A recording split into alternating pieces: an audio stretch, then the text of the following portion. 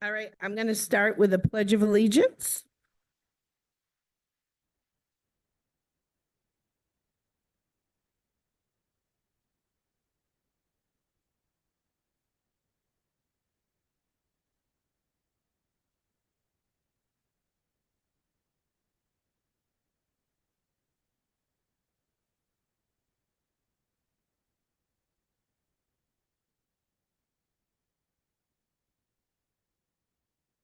Okay. All right. Welcome everyone. And the next thing we're going to do is audience introductions, and Brian's coming around with the mic. Larry Whittington, concerned citizen on Bar issue 56. Gina Clucci, Director of Nutrition. Heidi Connolly, Director of Special Services. Stacy Gilbert, sixth grade teacher and bar coordinator. Jessica Robbins, pre-K teacher at Darragh Elementary School.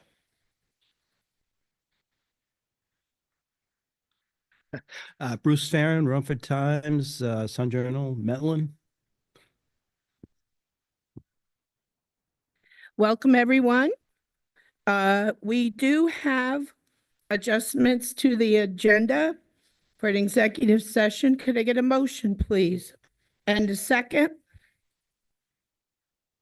All those in favor? Thank you.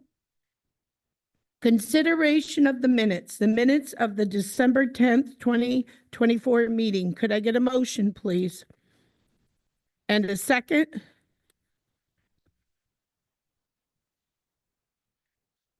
Thank you, Carl. Give a minute for you to look for any questions, revisions.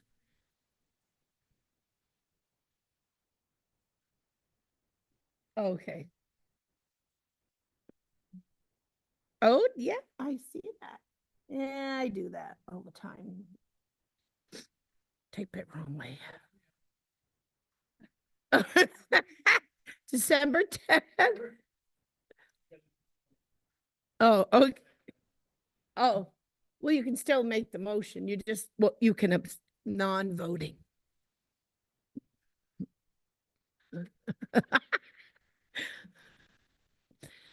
Seeing no questions?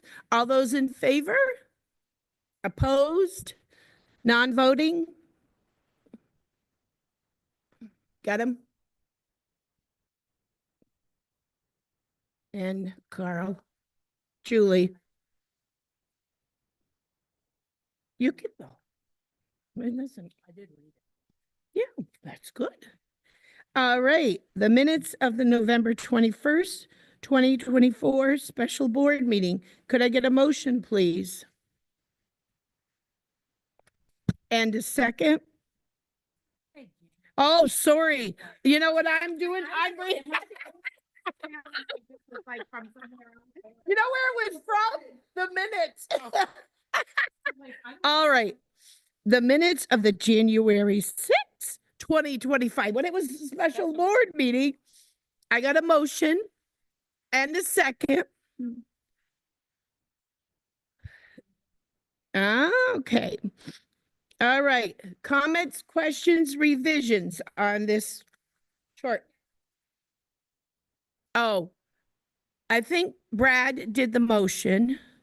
And did Liz, you second? Yes. No, my hearing.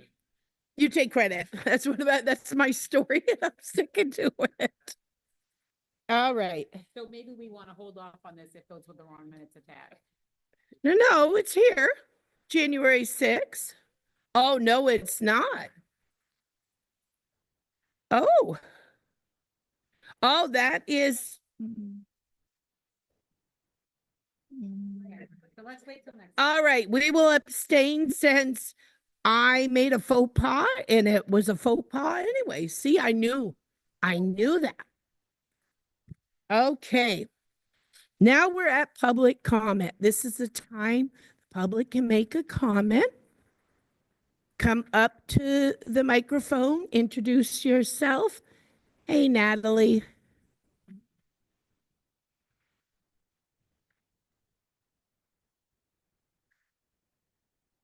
Hello, everybody. Happy New Year. Larry Whittington, concerned citizen of RSU 56. It is exactly 6 days until inauguration, but before even taking power, the incoming administration is threatening to attack our allies and American citizens. Tonight, I would like to read something that a friend shared with me. It paints a grim picture of what should not be happening in America, but nonetheless, a reflection of what is the reality in schools across America in real time.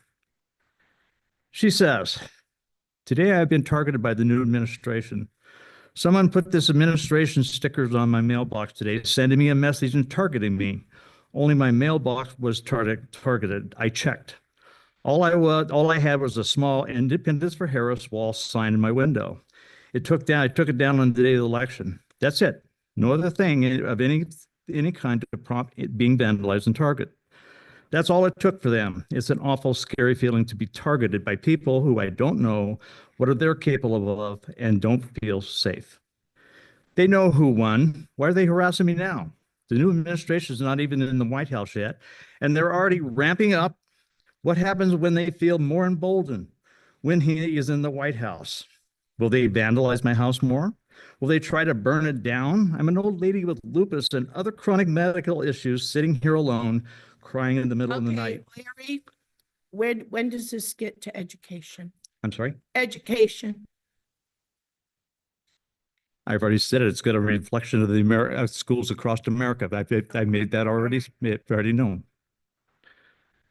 I have terrible anxiety and I have lost my appetite. I'm trying to find a way to escape and find somewhere else to be.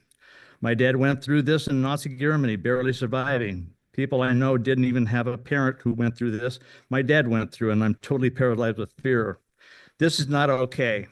I don't think America's ever going to be the same again. I hope this board will not follow the same pattern of what I've read and never happened in this forum. So why have I read this tonight? Because past history has told a different story. I do not say this lightly, but I have grounds that will support my fears. At past RSU 56 board meeting, comments were made that were in reference to what I have just read, attacking without provocation. Here are just some examples of what I'm referring. There was a discussion about the marginalized population using bathrooms that were constitutionally afforded them. The board was the only school to ban a book and then questioned the school librarian's qualifications to order other books. Some board members attacked vaccines that protected the health of the students and staff at RSU 56 and across America. There was also instances where the validity of the Constitution of the United States was questioned. To quote a few phrases that was mentioned in the previous excerpt, in my opinion, could be the thoughts and fears of the staff and students at RSU 56 in real time. Why are they harassing me now? What happens when they feel more emboldened? I don't feel safe. As concerning as these issues were in the past, in my opinion, I feel they are now becoming problematic because of what's happening in today's politically charged country. I now have fears that some will feel emboldened to create an Orwellian 1984 platform, all disguised under the umbrella of Project 2025. I hope my fears will never come to light. But just to remind all who have forgotten, the central message of George Orwell's 1984 is a warning against the dangers of totalitarian regimes, highlighting the potentials for oppressive governments to manipulate and control citizens through surveillance, propaganda, and the suppression of individual thought and dissent, essentially advocating for the protection of individual freedom against excessive government power. We've heard the words of Project 2025 and are now living the nightmare in real time. Once again, I cannot speak for the other taxpayers of RSU 56 community, but I'm sure they have confidence and are reassured that this board will uphold their oath of office and do what is best for the best interest for all students and staff. I can only hope these citizens are paying attention, but for me, I will still be watching. Thank you. Thank you, Larry. Anyone else? All right. Communications. So we have two pieces of communication. The first one was from Marianne Hutchinson. She just wanted to say thank you for giving us the agenda, or the agenda, and she wanted to share some news that next Friday, the 27th of December, was her last day with the Times. I've enjoyed my work as a staff writer, but no longer like to travel or drive at night if I don't have to, so she's decided to retire. And thank you to the board for always being prompt and considerate in your responses to my many questions about the meetings and the community. Please thank the RSU 56 board members and staff for their helpfulness and for being kind, sincere, and friendly. I truly appreciated it, and it made my work easier and more pleasant. And please send any future agendas and communication to Bruce Farron, who is with us tonight.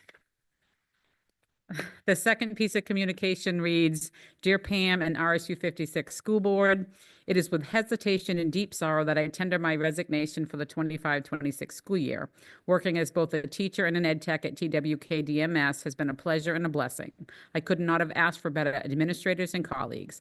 I feel like I'm leaving a family. Thank you to everyone for your care and support, most especially Pam and Jason. It is my intention to substitute teach for as long as I'm able. Thank you for your guidance and leadership. I have been a proud member of RSU 56. I leave with years worth of wonderful memories. Sincerely, Judy Horn. She'll be busy substituting.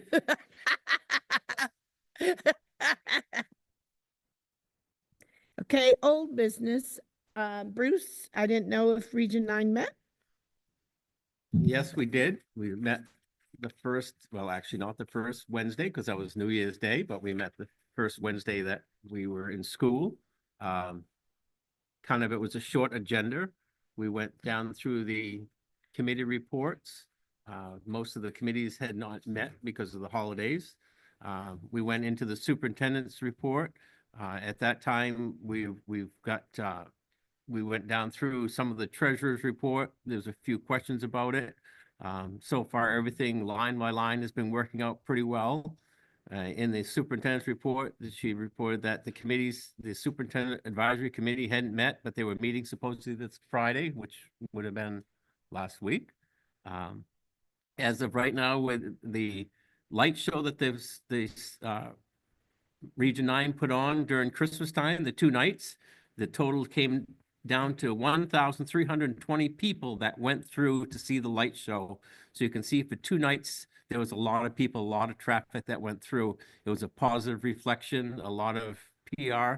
Actually had people who actually wanted to make donations to the Region 9's light show. We tried to give out candy canes to everyone, and it was amazing how enthusiastic the people were to see the light show. I don't know if anyone got to go through it. I kind of did an outside view of it because it was like one meeting after another, but it was quite a show that they put on.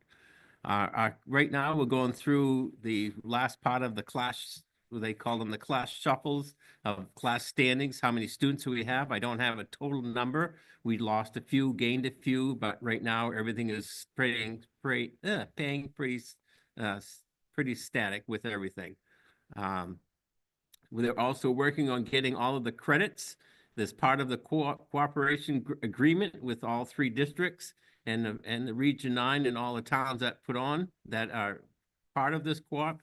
We're going through and having so that each one will know what credits are acceptable, what credits will work towards what programs and what schools that they're going to, whether it's English, math, science, whatever. So we're going to have now, more or less after this year, a clear-cut picture of what we're expecting that people will get for credits so that they're not saying, oh, I can't come because I need this certain credit. So we're hoping this will clear up a lot of things.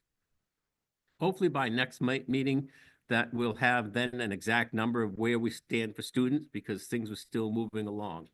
The new property that we bought out, the little camp for the outdoor activities, they've been in the process of building a storage building on it. I think I showed pictures of it the last time. The project is still going well. They've got the doors and windows in, and now they're just waiting for a little bit warmer weather to continue the project. Our staff reports during our meeting was put on by our Adult Education Director, Dave Murphy. He gave us an overview of the program. It's doing really well under his leadership. We're getting a lot of students that are getting some of the high sets and the programs are moving forward. It's keeping some people that would have not got their graduation or any type of graduation, they're getting it through this program. Other than that, most everything else is going well with the school. The two projects are going well. They're in the process of wrapping everything up, so we should be working with those pretty soon. Other than that, I'm also on the finance committee along with Brian. We've started to look at when we're going to start dealing with negotiations for the finance committee. So, and that's where we're at. Any questions for Bruce? All right, new business. I think Jessica, you're up. Pre-K.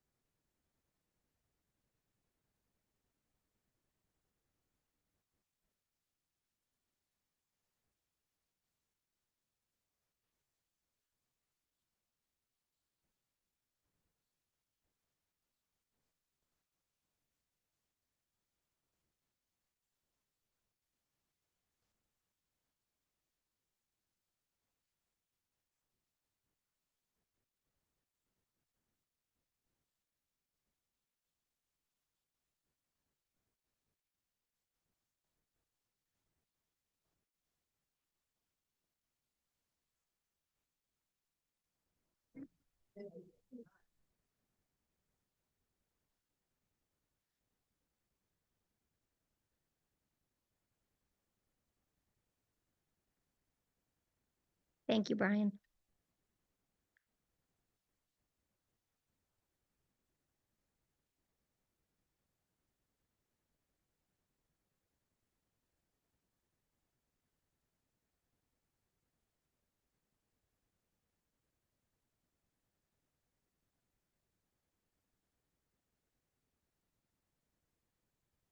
Okay, thank you. My name, oh, this microphone, I'm not used to a microphone or a podium. My goodness.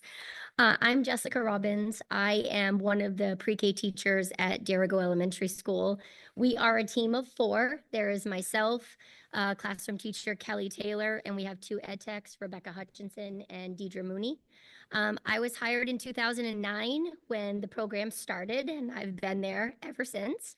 Deidre joined me in 2014, and we added to the pre-K program in 2018, adding a second classroom, and that is where Kelly and Becca work. So that is the team. I am here tonight, and I'll kind of age myself a little bit. I have a daughter who graduated from Derigo in 2023, so I don't have responsibilities this evening. My teammates all have children with the ages of 15 and under that they are taking care of tonight. So I said, let me go and do this. You stay with your families and I will do the presentation. So they were appreciative of that. I'm going to give you a typical day in pre-K. What I handed out, only because I'm a visual person too, is I have a copy of my daily schedule. I have Kelly's daily schedule that will be in the slides. And I also have my daily note that I send home to my parents. And I have Kelly's also in the slides. So you could see there, obviously our schedules are similar and our daily notes are similar, but I'd like to have you have something in your hands while I'm chatting. So away we go. A typical day in pre-K. So I'll start with my slides, which, oh, the remote, Brian, I'm feeling so, there we go. So a typical day, our kiddos arrive at 7:30. They come on the bus or they come parent drop off, and they come directly to us. Weather permitting, we start outside every day. If it's not 10 degrees, we start our day inside. And you'll look at the schedule and you'll see they do not leave our care until the end of the school day. We have lunch with our kiddos. We go to special with our kiddos. And there is a reason for that. The ratio for the state of Maine is 1:8 for teacher to student. So 1 teacher per 8 students. So when we go to a special, we could just have myself and the specialist teacher, but my ed tech and Kelly and Becca as well, we like to be with our kids. So we are with them. We are the morning duty teacher, we are the afternoon duty teacher, we are the lunch duty teacher, and we are the specialist also. And we love that. That's what we love to be with our kids, and we have no questions, no issues with spending the entire day with them. That being said, it's hard to get substitutes in our classroom. because not everybody can be on all day long. So when a sub comes in and they're like, can I take my lunch break? Well, there isn't one because we have lunch with our kiddos. Well, what about your prep time? Well, we don't have a prep time on Monday, Tuesday, Thursday, or Friday, because that is when our kiddos come to school. Wednesday is our prep day, and I'll get more into what our prep looks like. But that is our day is hopping. We have breakfast in the classroom, and then we have what we call morning meeting, which if you were to come in September, morning meeting looks very, very different. We're trying to learn how to sit, crisscross applesauce, and stay there for a couple minutes. We are up to a 20-minute morning meeting where we are working on counting and rhyming and days of the week and counting gumballs every day. We're counting up to 31 at the end of certain months. We're working on what the days of the week are. We are working on rhyming. These are all things that we do every morning that the kiddos are there. And there's a lot of singing. There's a lot of dancing to keep them engaged. If you ever come into my classroom, you might think, wow, Mrs. Robbins is a bit crazy with her dancing and her singing, but it keeps the kids engaged and they love it. They love the songs, they love the routine, and that is the key, is getting them to love school at 4 years old, so they want to keep coming back. So my schedule, I'll keep moving forward, but I'll also put Kelly's up while because her schedule looks a little bit different than mine. Same content, just different timing. We have our reading program that we use is Amplify, which you probably have heard that. It's pre-K to 5 at the elementary school. It's amazing. 2 years ago, I would have said, oh, we can't do this. This is going to be so difficult. It is the best thing that we have done in a very long time with our curriculum. It is rich in language. It is rich in content information for 4-year-olds. They get it. They understand it. What's really cool is that when they leave us and they go to kindergarten, they've heard this content before. It is not new to them. They're like, a lot of times they're like, oh, I remember learning that in pre-K. We talked about that. So I'm so incredibly happy that we use Amplify in our program. So it takes a lot of our day. We do Amplify a little bit in the morning. We do Amplify in the middle of the day, and we do Amplify at the end of the day to get all the content in. And you'll see on the schedule that there's small groups. I work with a group of 3 students while Mrs. Mooney is working with a group of 3 students as well. And we rotate through and we have 4 groups. So everybody's getting some nice small group, 1-on-1, 3-on-1 with a teacher. When the kiddos are with me or at Mrs. Mooney's table, they have the choice of playing in the classroom. And all of those choices are very specific to what we're learning. They just don't realize it. They think that these are certain toys that we're putting out, but they're all very indicative of what we're working on. So right now we're doing animals. Everything in the classroom has to do with animals. Puzzles, our farm set is out. Everything is revolving around animals to get that content throughout the school day. When it's not winter, we dress and we go outside before lunch to get a little fresh air. Right now, that's a little bit tricky because the kiddos are learning how to put snow pants and boots on, and that sometimes can take a little bit of time. So we have skipped our going out before lunch, and we have a book and letter of the day in our classroom before we head to lunch. Leaving the classroom for lunch is a new thing for us this year. We have always eaten lunch in our classroom. And we were given the opportunity to go to the cafeteria, sit up on the stage, which I'm sure you've seen, while kindergarten is having their lunch. And it's a great transition for the kiddos. We're working on how to walk down the hallway and follow all of those school rules. And next year they'll be in that cafeteria and it's familiar to them. So it's one more thing that makes them feel comfortable when they're entering kindergarten. When we come back from lunch, we attend all the specials with the exception of guidance.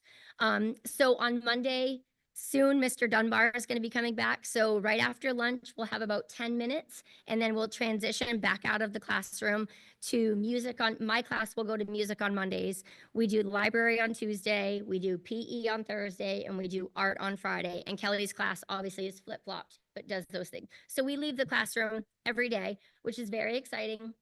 It gets them acclimated to those other classrooms, those new teachers. So it's one more thing that they're comfortable with moving on to kindergarten. We also attend all of the assemblies. which, as you can imagine, can be a little bit overwhelming when there's 360 students in our gym and we're the last ones to walk in because we sit on the floor closest to Mr. Swan. And the kiddos get compliments all the time about how well behaved they are. And we work really hard on following the 3 Bs of the school: being safe, being respectful, being responsible, our PBIS go-to. So they are really, really in the midst of this school. All of the kiddos know who the pre-K kids are. They're kind, they're respectful, they're helpful to them when they need it. And it's just a really cool atmosphere to see the little 4-year-olds that come in nervous leave with some confidence when they go to kindergarten. So the rest of our schedule, we have a rest time. And you might say, why? Well, it's mandated by the state of Maine that when you're in a pre-K program, you have to have a 45-minute rest. So each kiddo has a mat. We turn off the lights. We put on an academic video. Some of them fall asleep. Every single day they fall asleep. Some of them watch the academic video. And it gives me time to write my daily note, which is the other piece that has been passed out to you. This is something I've done all 15 years that I've been in pre-K. It is one of my favorite things that I do, because when kiddos leave school at the end of the day and you ask them what they've done, I played. They can't remember all the details that we've done. So my daily note is specific to each kiddo. I have written down generally what we've done academically. So if we've worked on Amplify, it'll say that. If we've done math, it'll say what that skill is. But then they're going to see what their kiddo played with, what they chose to play with, and if they rested, if they fell asleep. And then at the bottom, I have additional comments. Sometimes that's a reminder. We have gym on Thursday. Don't forget sneakers. We're going to be inside. Or we have an assembly coming up. So you might not see a whole lot of academic work because we're attending an assembly. So little notes like that. And there's one that goes home. Each kiddo, you'll see I blacked out that kiddo's name, but every kiddo gets their own daily note every day. Kelly also has one of hers, and I'll make sure I put hers up there for you to see too. Once they get up from rest, we have a read aloud, we have our Amplify time, and then we break up into centers. And all of the centers have to do with our Amplify lesson. A lot of times there's an extension activity that builds off what we've talked about in the morning. Right now we're doing animals. So in the afternoon, I have taken sensory bins and they are creating a shelter, water, and food for different animals, because those are the things that we're focusing on right now, the 3 basic needs that animals need. And so all of our centers also revolve around whatever our content is for that day. And we rotate that out every 4 days. So that is our day. And we end our day outside as long as weather's permitting. And then I put the kiddos on the bus or walk them to their parents while Mrs. Mooney is on the playground. So that is a hopping day. Any questions about our schedule? No? Okay, we can move on. So some things that you didn't probably know that we work on in pre-K. It was hard to stop at the list. It's not just the academic piece. There's so much social, emotional learning that's going on that I think a lot of people forget that we're working on. Like, can kiddos come to school and put on their own jacket? A lot of times, no. So we're teaching the flip trick so they can put their own jacket on. We're really working on those self-help skills. Putting on shoes. You wouldn't think that some kiddos, their parents put their shoes on for them. They do. I was guilty of it when my kiddo was little. I'm in a hurry. We got to go. Let's go. I'll put your shoes and your coat on. At school, we can't do that. They've got to focus on doing those things on their own. And sometimes it takes a really long time. So there are a lot of celebrations that go on in our classroom, big and small. We are celebrating things like, you put your coat on. Awesome. Or you got your own shoes on. Little celebrations, big celebrations. The big celebrations obviously are academics, and those are when kiddos identify a letter that they didn't know a month prior to that, or they are counting to 1 to 5 and they weren't doing that before. So we have academic celebrations, we have social celebrations, using kind words. Can I please have a turn rather than just grabbing it? Those are big things that happen in our room on a daily basis, multiple times a day, that get acknowledged, that bring smiles to everybody's faces. Trying new foods. I have been doing a no thank you bite for 23 years. Prior to being in public school, I did a no thank you bite where I worked before my own business. And what that is trying something brand new for the first time. And it is hard to be brave and try something. And you would not believe the parents that thank me. Guess what? They're trying these things at home now. They're trying a no thank you bite at home. Kelly and Becca also do it in their room too. And a lot of times it might be a new snack. We're a part of the fresh fruit program that the big kids do at school. And there's some exotic fruits that come around sometimes. And we all try one, including myself, because I've never had dragon fruit before. So I'll have it with you. And we get a lot of, nope, I didn't like that, Mrs. Robbins. That's okay. You don't have to have any more of it. Thank you for trying it. So no thank you bite is something that we have talked about, trying new foods and being brave about it. Finding words. There's a lot of times kiddos are coming and they don't have to play with other children at home. Some of them have never been out of home. They've never been to a daycare setting. They've never been to another preschool setting. So they don't have to share anything. So now you want me to share with 11 other kids? How do I do that? What are those words that I'm working on? So there's a lot of modeling that goes on from the beginning of the school year right until the last day of school. We're still working on how to model those appropriate words to use. Our kiddos are coming in and they're opening their own backpacks. They're getting their folders out. At the end of the year, we'll focus on them packing up their own folders and putting their backpacks, zipping them up all by themselves. Just being independent. And the reward for that is when our kiddos go to kindergarten and the teachers come back and say, wow, we can tell the kiddos that have been in pre-K, they're doing this and this and this on their own. Thank you.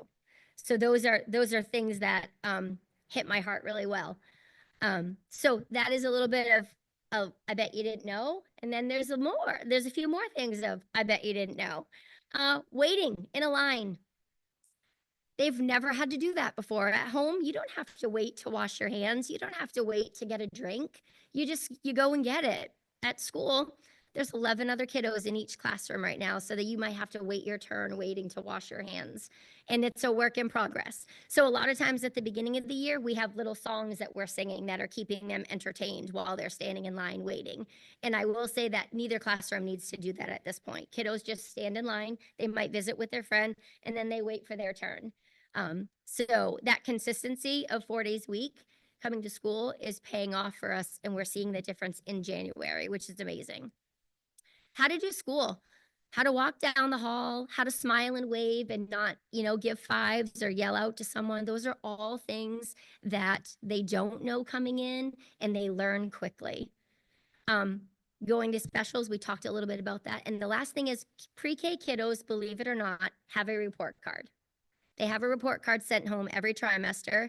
It's something that we developed from the Department of Education. They have standards that we need to follow, believe it or not. And if you don't have anything going on and you want to go to maine.gov, there's a 300-page document of standards for pre-K, which seems excessive.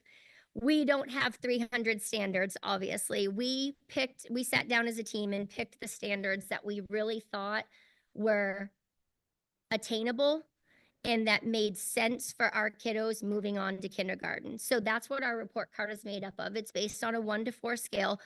1 being you're not trying that, you're not able to do that skill yet, and 4 means you've mastered it and you're doing more than you need to in pre-K. And they get one in November, they get one in March, and then they get one on the last day that they attend school. My parents love them. I talk about them with them at the parent-teacher conferences. They're very parent-friendly to read. They're not a lot of wordy language. We specifically sat down with Jason Long and made it that way. We want parents to understand what kiddos are working on so that they can try to work on those same skills at home to piggyback what we're doing. So I think that's all that I bet you didn't know. Family communication is a big one for us. We have parents that are entrusting their 4-year-olds to come with us for a day, and that is a hard thing to let go of. So we communicate with our daily notes every day. We also have a private Facebook page that's just my class. It's just parents. And I put reminders, I put pictures, I put videos, close to 70 to 80 pictures or videos of what the kiddos are doing in the classroom. So when they look at their daily note on Saturday, they can put a face to what they're seeing. Like, oh, that's what she means when they played with the magnetiles. What is that? There's a picture of it, and it will show the families what we're doing in the classroom. Whenever we go to a special, I also take pictures and videos so they can see what they're doing in art, especially if it's a project that's not going home right off. They see it on the daily note, but don't really know what they're working on. And Kelly also has her own Facebook page that she uses for her parents only too. And she shares numerous pictures each week. And when they're resting during the day is when those daily notes are being written. In case anybody was wondering, like, how are you writing all of these? When the kiddos are resting, that's when Kelly and I each write our daily note home. This is Kelly's daily note, so it looks a little bit different than mine. This was a kiddo that from October, and we have the same content, but hers is just set up the way that she likes to set it up. And I love hers too, actually. There's a few things after looking at both of ours that she wants to take from mine and I want to take from hers, which is, the whole point of being a teammate and sharing information. So that's Kelly's note that she sends home with her kiddos each day. And I also can email the slides to anybody that would like to see them if you feel like you want a little bit more time. Is everybody good for me to go to the next one? Okay. And I've showed you my daily notes. Some challenges. One of the biggest challenges is that our students are not able to get services in public school at 4 years old. So meaning if there is a kiddo that comes to us and has a speech delay, I can make a referral to Child Developmental Services with the parent's request. I have to ask the parent first. If they say yes, I can call CDS and make the referral. Then my hands are tied at that point. They contact the parent and they have to set up evaluations, a classroom visit, and then we would have a transition meeting. It's very difficult. I actually will say I made a referral in November and I am still waiting for a classroom visit. And that is so frustrating because we have kiddos that need services and we have to rely on outside services for them right now. And that is a challenge. It's discouraging for families when they're waiting for those things to happen. It's discouraging as a teacher to make the referral, to try to get help and not get anywhere. I will say Heidi, because she's here, has been amazing. When I've been kind of stuck, I've gone to her and said, I'm not getting anywhere. Can you make a call and see if we can get anywhere? And Heidi has been super helpful when it's come time for those things. That is our biggest challenge, is helping those kiddos that can't get services during the school day. I do have one student who gets speech and it's after school, telespeech. And that was put in place before he was enrolled in our classroom. But the current situation that I'm waiting on right now started in November. And I'm hoping that maybe before May, we can have an observation done and have some evaluations done and have a transition meeting in place when this kiddo moves on to kindergarten. It will be smooth and seamless for that child. Curriculums. I've talked a lot about Amplify tonight. We do not have a math curriculum that is offered for pre-K. It's very, very hard. Our math program at the elementary school did not include pre-K. The math program prior to the one that we use did not have a pre-K piece. So our team sat down and found a curriculum that we thought would coincide with what's going on in kindergarten, what would be similar, and we purchased it ourselves, the four of us. And we love it. We use it every single day. The kindergarten team knows that we're using it and they appreciate the fact that we're trying to go with the same language and some of the same skills in the same order. That's a challenge when you can't find a curriculum that the rest of the school is using. So when it comes time for teacher workshop days and they're using their math curriculum, there really isn't anything for pre-K to be a part of, which makes workshop days difficult. Now that we use Amplify, we are more I don't want to say welcomed. We are more included in workshop days because it pertains to us now. where before we were on our own doing our own thing and we were going to workshops, not getting the same information that other teachers were getting. But the math program, that's a tricky one. And I'm so thankful that 2 years ago, we found this curriculum that we're using and we love it. And we're going to continue to use it until something comes up that maybe somebody develops a pre-K math curriculum. I talked a little bit about the Department of Education and their standards. One of the things that's a little bit challenging is the Department of Education standards don't match up with the Amplify standards. And so one of my biggest questions was, which standards do we go with in pre-K? Do we go with the Amplify standards or do we go with the Department of Education? And we actually split the difference. We are meeting all of the Amplify standards, but we are also supplementing with some of the Department of Education standards. And what I mean by that is the Department of Education likes kiddos leaving pre-K to be able to identify 15 letters. Amplify does not focus on letters. It focuses on sounds and syllables and segmentation. So the question was, how do we balance that? How do we get 15 letters that kiddos recognize, but we're doing Amplify, which doesn't recognize the letters? So we supplement with a letter of the day. And Kelly and I both do that. So we take time each day, 10 to 15 minutes, and we focus on a letter and the sounds that those letters make and words that start with that letter. And then by the end of the year, a lot of our kiddos are meeting the standard that they need for the Department of Education, as well as hitting on what they need in their Amplify. I talked a little bit about professional development has been a little bit tricky. There is one conference a year for pre-K teachers. It's held in Portland, and unfortunately, it is a 2 days in the middle of a week. So that would mean pre-K would have to get 4 subs, or it would have to shut down for 2 days. So we've only attended that once in all the years that I've been teaching. The Department of Education is starting to have more online classes that you could, or online seminars that you could use for pre-K in your classrooms, but it's kind of tricky to get professional development for the pre-K age group. So that is a challenge when it comes time for certification and things like that, and fresh ideas. It's also a little tricky to go and visit other pre-K classrooms because Wednesday is our only day that we don't have students. And that is not the same prep day that some of the schools around us have. For instance, Levitt school system, their prep day is on a Friday. So in order to go and meet with other professionals, we don't have the same day that we have off, which makes it tricky. Either one of us is missing a classroom time, which I don't like to miss classroom time. So that's been a little bit hard to find some professional development in the area. And then I'll talk about finding substitutes. It's difficult to find substitutes anyway, but in pre-K, when they're on all day long, a lot of people have said, this was fun, but I don't think that this is for me. So it's a little tricky to find someone that wants to come in and be teaching all day long without a break. So I don't tend to miss school, knock on.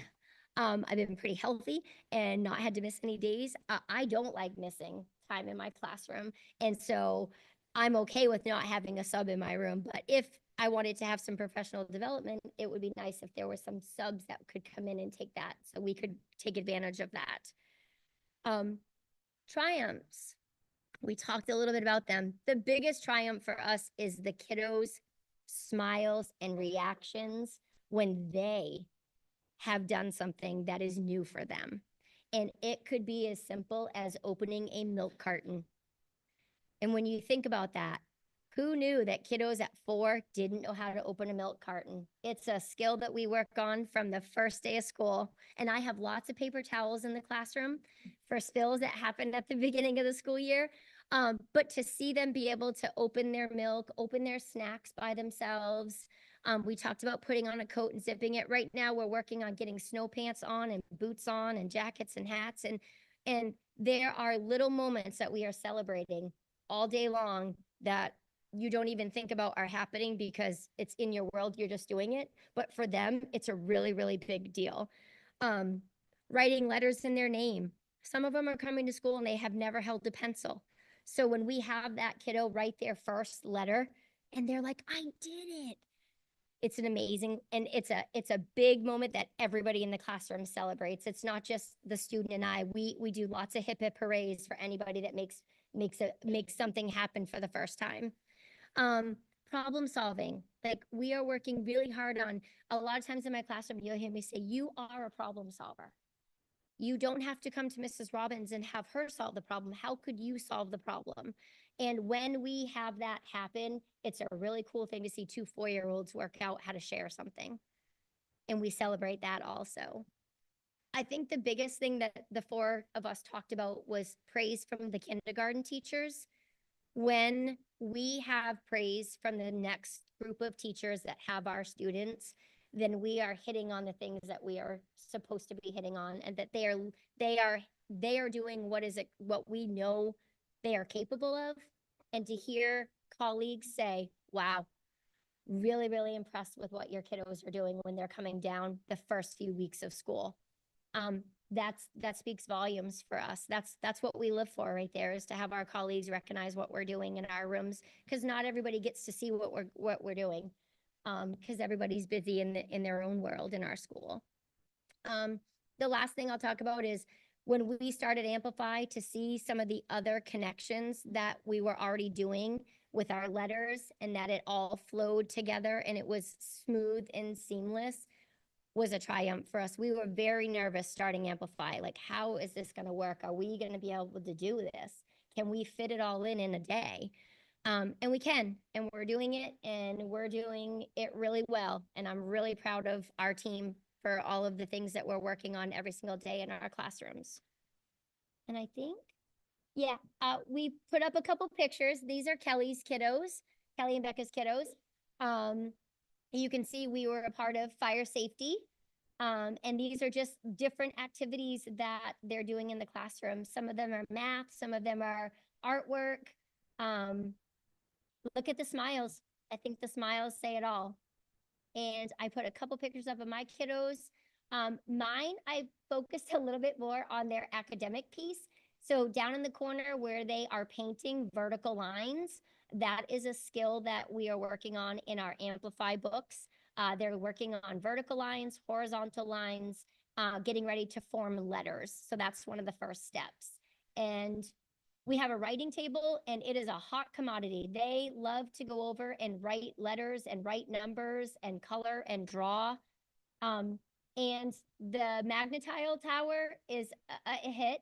That is something that those kiddos chose to build together without a teacher involved while small group activity was going on. So those are just a little glimpse into our day.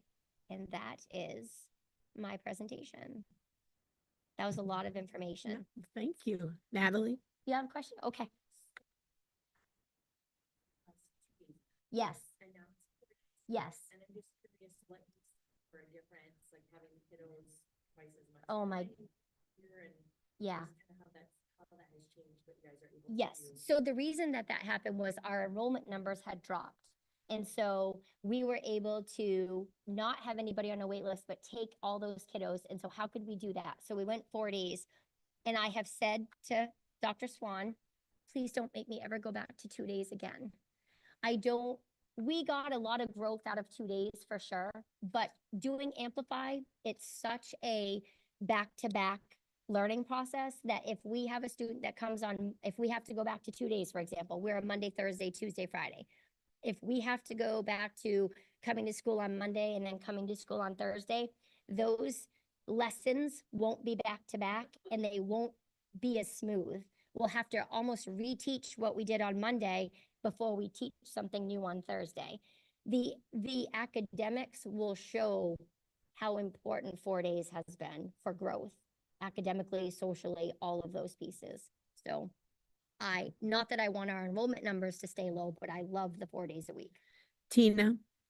So I just have to say, as a former parent of one of your students who says that you are the best teacher in the whole world, and having many, many of these daily reports, still I keep finding around my house, that she's above where she should be in her learning. And she came home every single day talking about everything they did.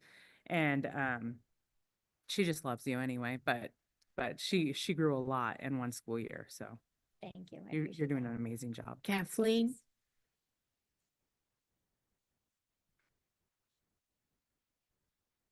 Kathleen, use the mic, so, oh, keep forgetting we're on.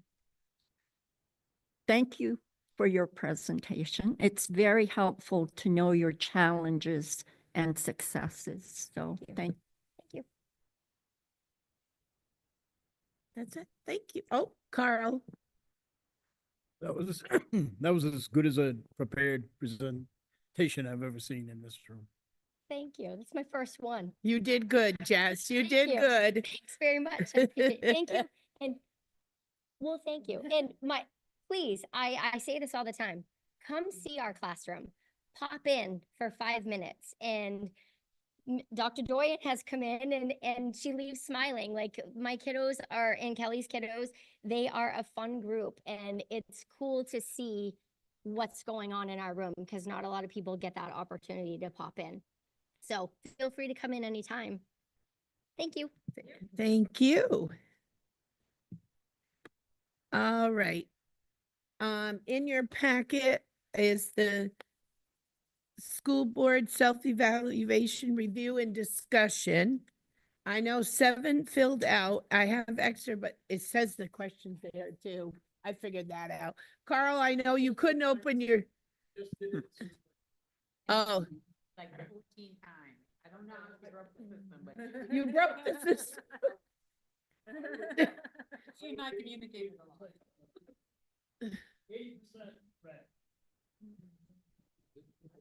But. Yes. It would be hard to have a discussion about a document we just saw. Well, we can do it the next meeting if you want to discuss it. Yep, we can put it on. I'm okay with that. And then you just did it, Carl? Oh, and then Cindy can add that in. It's not like you're busy or anything. Is it possible to get that sent to us in advance of the meeting too? Yeah. Digitally? Did- Oh, Yeah. yeah. So I can, anybody who hasn't done it wants to complete it by. But don't print out any. Yeah. Yeah. If anybody on the board who has not completed it, if you'd like to stay tonight afterwards, we can help you get it in if you have your laptop and we can complete it and then I will send it with everything for the next board meeting. If you print it again, it's going to be like 6 pallets of paper. I won't, So it's- we're not going to do that. I will send it in the next board Okay, agenda but electronically. keep this one. Okay. All right. I know it was, all right, let me write next week. No, it was all right. All right, moving on. First reading of policy GCSB, use of social media by school employees. I'm trying to remember. This is a new policy. I had to think about that for a minute.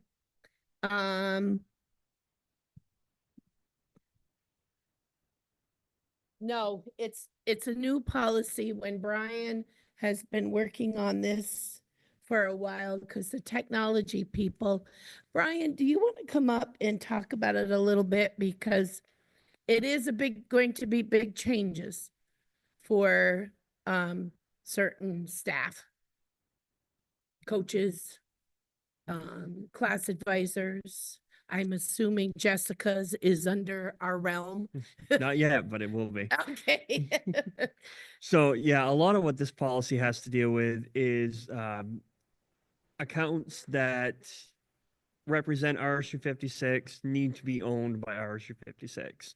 So right now you may have somebody, a teacher, a coach, advisor, goes out and creates an account and it will be under, it may say, you know, Darrow High School basketball or I don't know, civil rights team or whatever, but truly the owner of that account is not RSU 56. It goes under a personal account. So the goal is to get things changed over so that if a coach leaves or a teacher leaves, that way the district owns that page and has access to it. So we can change ownership over from one staff member to another, one coach to another, things like that. And if there are ever any issues that need to be investigated, we would have full access to those pages to do whatever needed to be done. And make sure that they follow any policies or procedures that the district has to follow. That's the major point of the whole policy. Okay.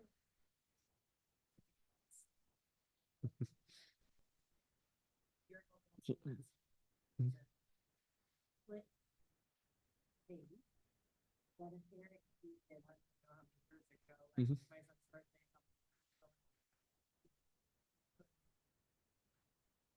So that would fall under policy. It would be possible, but it would kind of be difficult to re-invite sorry, guys, So- don't speak anymore. Go to Yeah. It's very there is no yes or no answer to that. It's a yes and a no.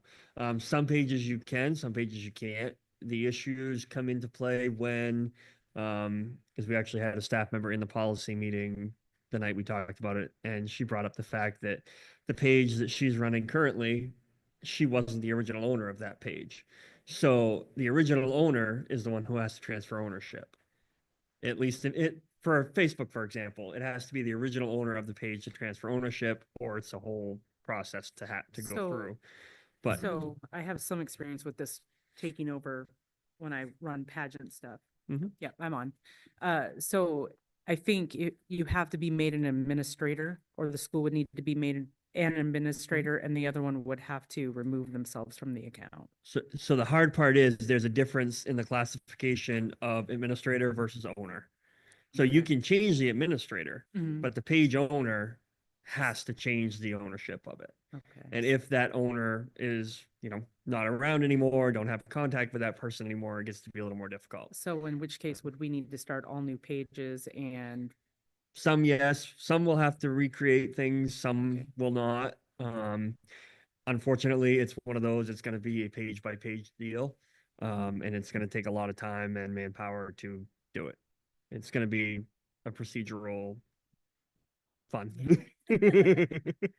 But it's So- necessary. That's the hard part. It's So Natalie, they're telling us online that they can't hear you. Gail Barrow, Mike, Sorry, I sorry was about short. that. No, sorry about that. So obviously Deergo public pages though, so I'm thinking Deergo Cougar basketball, which is really a rec page. Does that fall under a school? Or, I mean, there are other Deergo, it doesn't represent itself as a school page. There's nothing that says anything about school. But it does talk about it's Mhm. kind of focused on this region and these 4 communities. It's a hard one. And it's something that I have to sit down and draft language for and have obviously legal check it, because it may be a personal page or a public page, group community page, whatever you want to call it. But if you are posting things on there at times that may reference or represent a district event or function, then it can turn into being a district page. So it's a fine line, but procedure wise, the procedure hasn't been written yet. So that's something that I need to sit down and do, and then we'll go from there. But that's the hard part, is figuring out that distinction between one and the other. But okay, that leads me to another question. Like our middle school football team is not technically part of the school. correct. So, but they still follow the same, and they work with the school as far as like the kids have to meet grades and stuff, or they're not allowed to play. How does that work? That's a community page. It's a rec page Okay. that, because they are not the football team is not part of Deergo Middle School anymore. Right. So they're the not the funded. coach doesn't get a stipend from the middle school or anything like that. So that means it is not a district-wide page. Brad? Is it safe to say that that still doesn't stop anybody in the community from making whatever page they want? Unfortunately, you are correct. Okay. But there are ways that we can find that information out and then talk to that person and say, hey, you can't do that. Was it like And- mob procedures or something? Yeah, pretty much. Pam? So I just had a text from Heidi Brimhall. who would like you to consider having the annual renewal, say if the advisor or coach changes, as opposed to having to renew every year if it's the same person. That's what she had written in. Okay, we can look into that.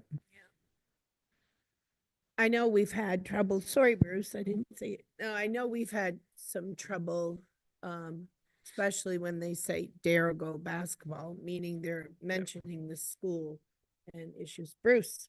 I'm presuming if the board follows through and adopts this policy, it's gonna take a transition phase to get this enacted. And I'm probably presuming that somewhere in this motion should be that we're gonna be needing probably a calendar year to get this whole thing really legit. So correct me if I'm wrong, this is first reading? Correct. Okay, so once this does go through and becomes an official policy, when it finishes the process, I believe it becomes into effect immediately. And then we will have to talk procedurally whether we'll figure in a time frame or things like that. I can tell you, because the procedure means that I'm the one looking through this, it can't happen overnight, because there's no way I personally can go through that much at a time. But it's something we will have to do on a short term. Pam?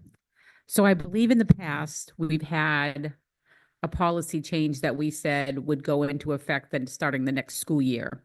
So we could actually, at the second reading, if we wanted to, we could say to go into effect for the 25-26 school year, once procedures have been outlined. Because we did that, I believe, with something, we've done it in the past that we put a time frame and pushed it off.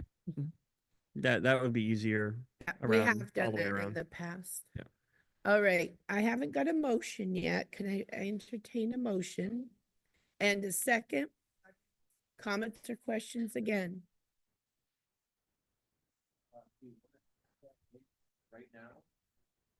Want to add that the change into it so that you're aware that we would want to make this enacted fully It for would the only- 25-26 school put it- year? We didn't put it in the policy, but we put it in our motion so that we knew it would, when the policy would become active.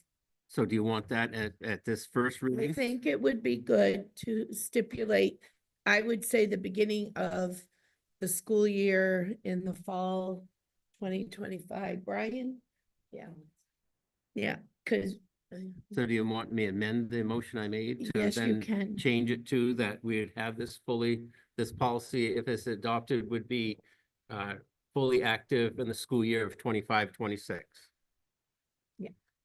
Who was the second person? Is that okay? Yep. Comments or question? See, okay.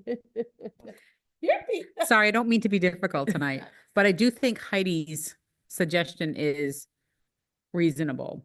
Like if the advisor or the coach doesn't change, do you need to have annual approval to continue to run that Facebook page? So it seems like if you go in and you're the advisor to a class and you're going to be it for 4 years, do you need to come all 4 years to get that reapproved? Say annual in this policy, where?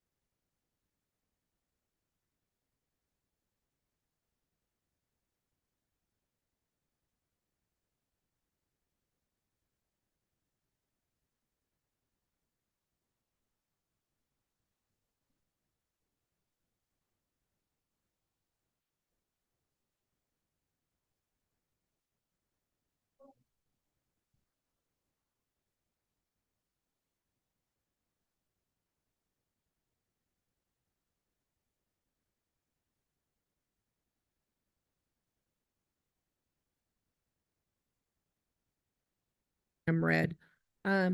Should we had a first and second, and we still can change this, for the second reading, change that wording to relate if they stay the same with no issues. Yes, here we go again. Sorry, given that this conversation has come up, I'm wondering if we should, and we're not in a hurry because we're thinking No, about we're next year, should we table it and bring it back to policy to work on that wording? And then we can talk to Mr. Keene a little more thoroughly about Good that? idea. All right.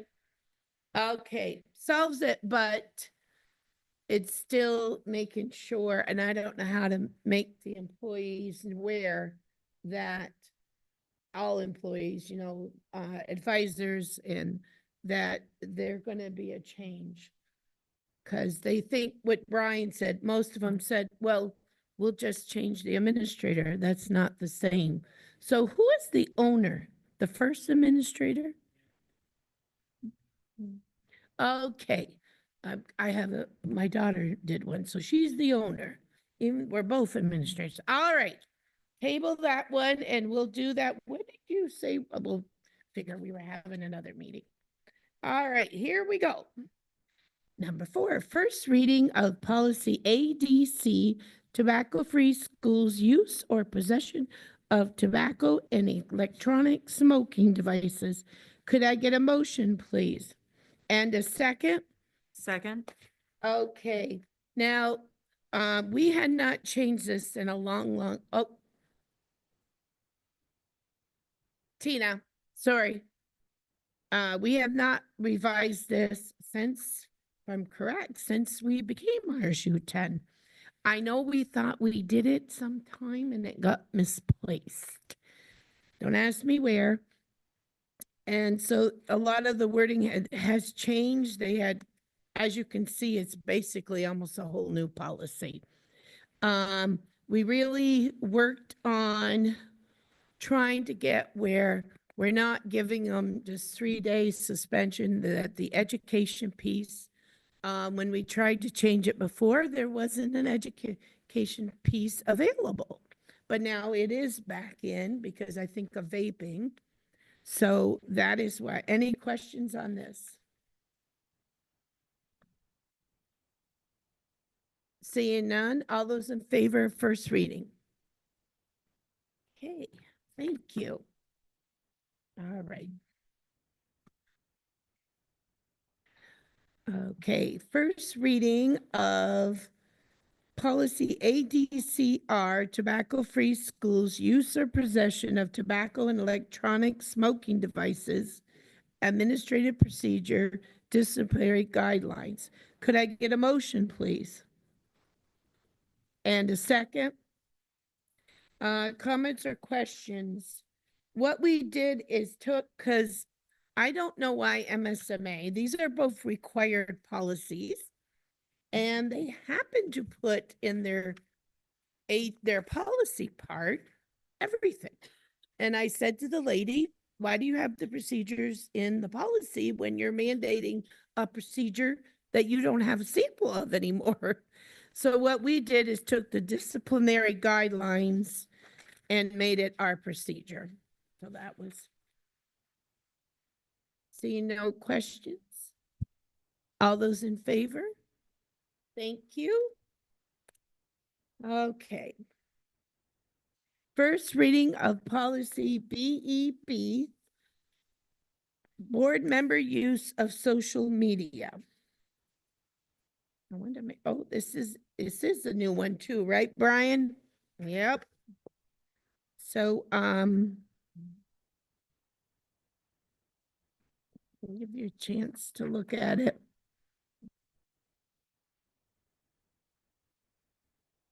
It just basically says, like, we don't say on social media how we vote.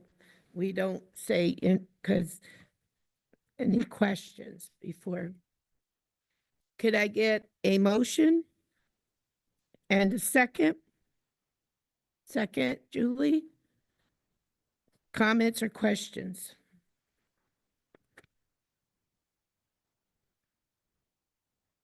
Seeing none, all those in favor? First reading. Opposed? 1, 2, opposed? Okay. Right, keep going down the line. First reading of policy KLGA, relations with school resource officers and law enforcement authorities. Could I get a motion, please? And a second? We've not needed this because we never had a resource officer before. And Pam showed this to Justin. So he's reviewed and it basically says what he does. Any questions? Seeing none, all those in favor? Thank you. Let me get through 1, 2, 3. Then we got, oh, yeah, 1. I don't know why it says 1. Don't ask me why. First reading of KLGAR. Is the 1 supposed? I don't know where the 1 came for. You know, the person that types up the, yeah.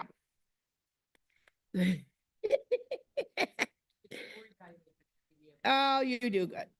Relations with school board resource officer and law enforcement authorities procedures. Could I get a motion? And a second? Comments or questions? And the 1 will go off. All those in favor? Thank you. Board member comments. This is a first reading of this one? Yes, everything's first reading. Okay. Yeah. Thank you.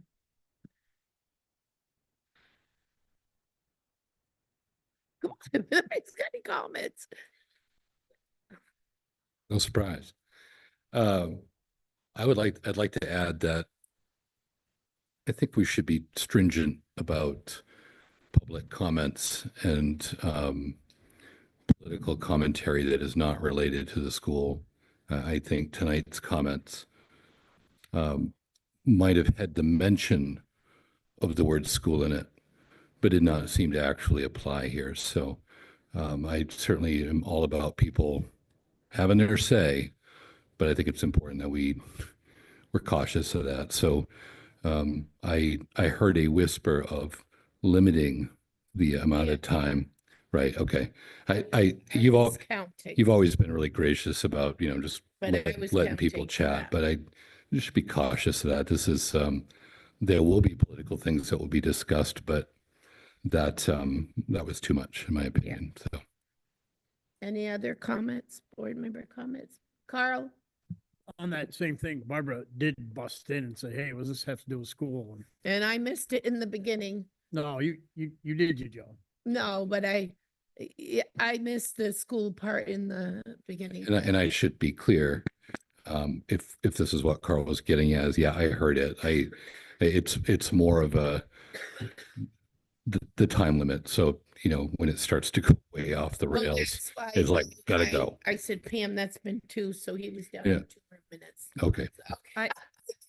I had concerns too, where he was quoting somebody that wasn't here to represent themselves. That seems odd to me. I don't understand where that would be relevant. Yeah. I missed who he was quoting to. Was that the friend?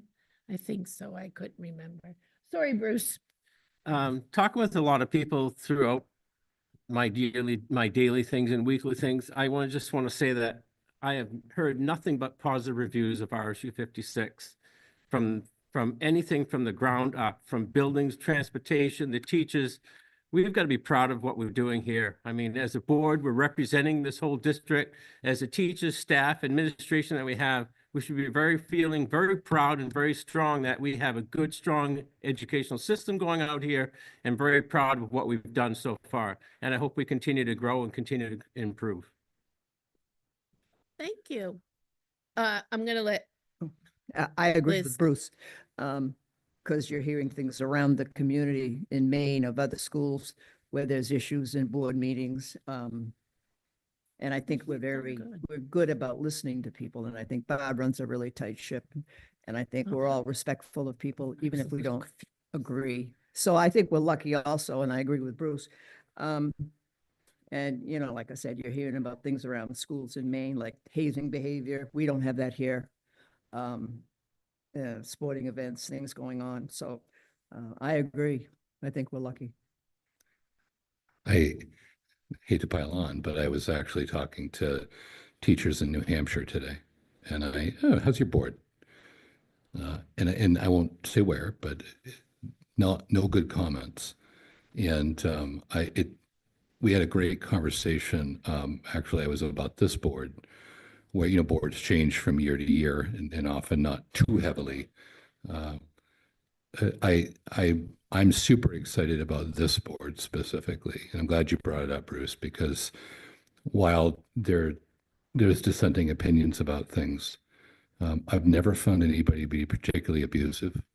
And you know, when you disagree, it's not some, you know, perpetual fight. And I'm very happy to say that regardless, everybody clearly has our community's interest in mind, even when there's disagreement. So it's nice to see. So thank you. Thank you. Nat?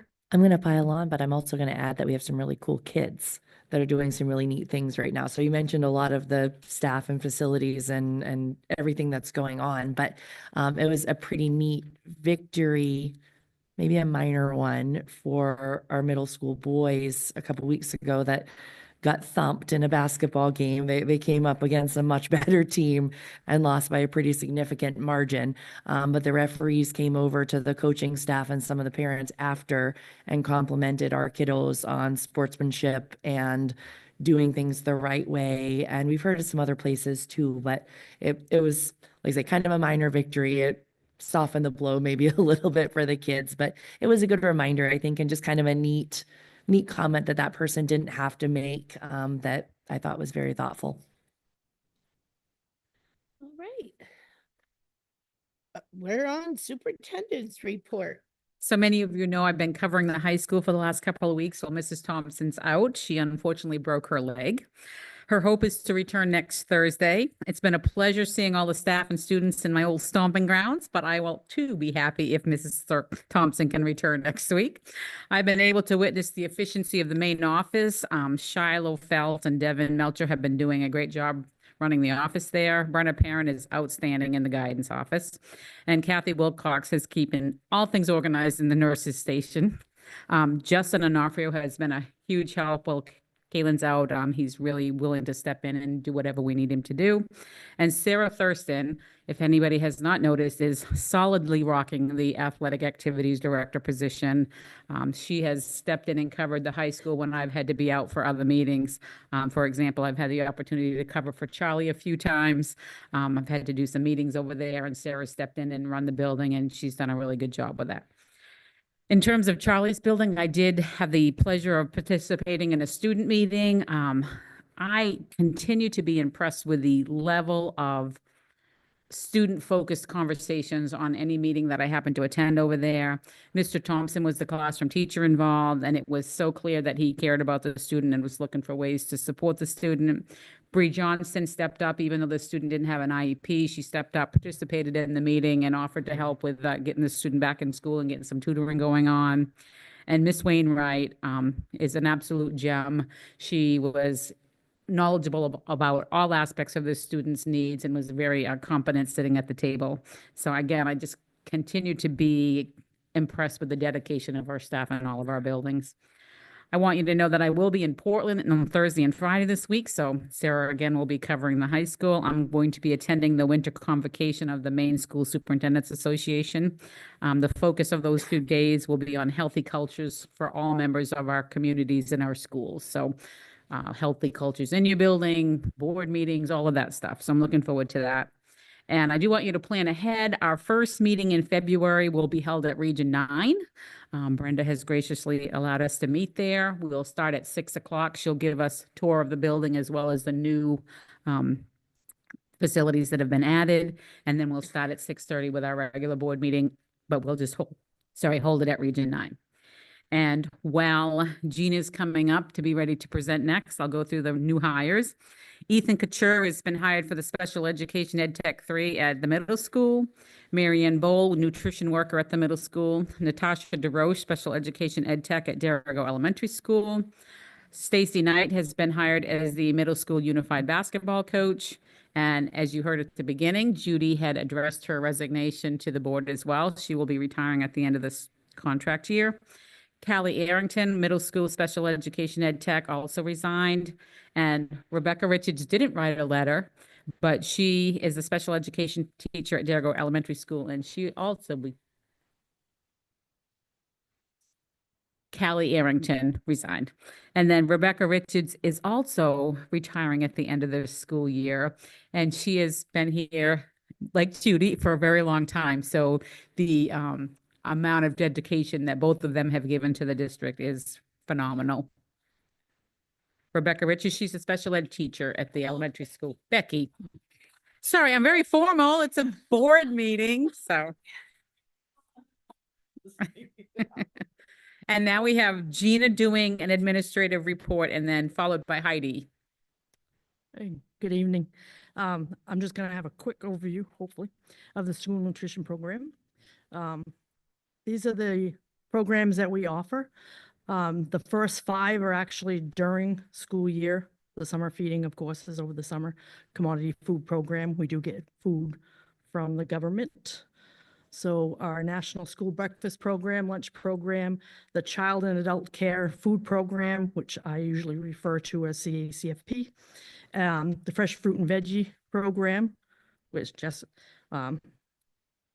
referred to earlier, and the Smart Snack a la carte program, which are offered, and I did put where they were offered. So just the middle school and high school does the Smart Snacks. This is the staffing. There's myself, we have 3 people at the elementary school, 3 people at the middle school, and 2 people here at the high school. And the total hours for each, that's per day. So it's actually a small staff. For the breakfast program, this was as of this morning, we served 29,734 meals, which averaged to 354 per day for the district. And in January alone, in the 9 days of service, that was including today, 3,175 meals just for breakfast. To be eligible for reimbursement, we must offer the milk. We have to offer a grain, a fruit, and a vegetable. And right now, protein, which sounds strange to me as well, is not required at breakfast. That is soon to be changed. We can offer protein, but we must offer a grain to go with it. That is in the process. They're talking about, yes. To me, it's in my mind, no. Yeah. Yeah. To me, myself, I would say I would rather offer them the protein. But so we have the option of offering a protein, but it must be with a carb. And they must take 3 components. They have to take 3 items, sorry, at breakfast time. So it can be 2 pieces of fruit, a fruit and a juice, a muffin. The reimbursement rate is $254. And this is all at no cost to parents or guardians, because the district picks up the difference. Not the district, sorry, the state. The lunch program, lunch is served as of yesterday, because I did this actually this morning. We have served 38,489 meals for an average of 513 meals per day. And that, so I did 8 days of service, because as I said, I did this morning. And we had served 1,550 meals just for January. The meal requirement for lunch is 5. We do have to offer a protein at lunch. So it is the milk, the juice, the fruit, the grain, and meat alternate. What that means is, like, we can offer hummus, and it doesn't have to be meat. Students must take 3 different items at lunchtime. And again, and I didn't say that the first time. Breakfast or lunch, they have to take a minimum of a half cup of fruit or vegetable. in order to be reimbursed. While offering meals, staff must make sure that all meal requirements and make sure to offer the vegetable subgroups, which I do have a little slide. Won't mean much to you, but reimbursement rate is $5.54 per meals, and again, no cost to parents or guardians. This is actually the requirements that we have to hit for each, and it's very hard to see, for each age group, and I can email this to anybody. So we have to offer a minimum of 2 vegetables per day. We offer a minimum of 2 vegetables a day and a fruit because you have to hit 3/4 of a cup of vegetable. So I offer 2. This is the subgroups which I referred to. We must meet each one of these colors. And you can see dark green, just because a vegetable is green does not mean it fits in that dark green. That is actually mostly on nutrition value. Oh, they figured that. This is elementary's January menu, so you can just have a quick peek at it. And then I'll show you the middle school's menu, middle school, high school.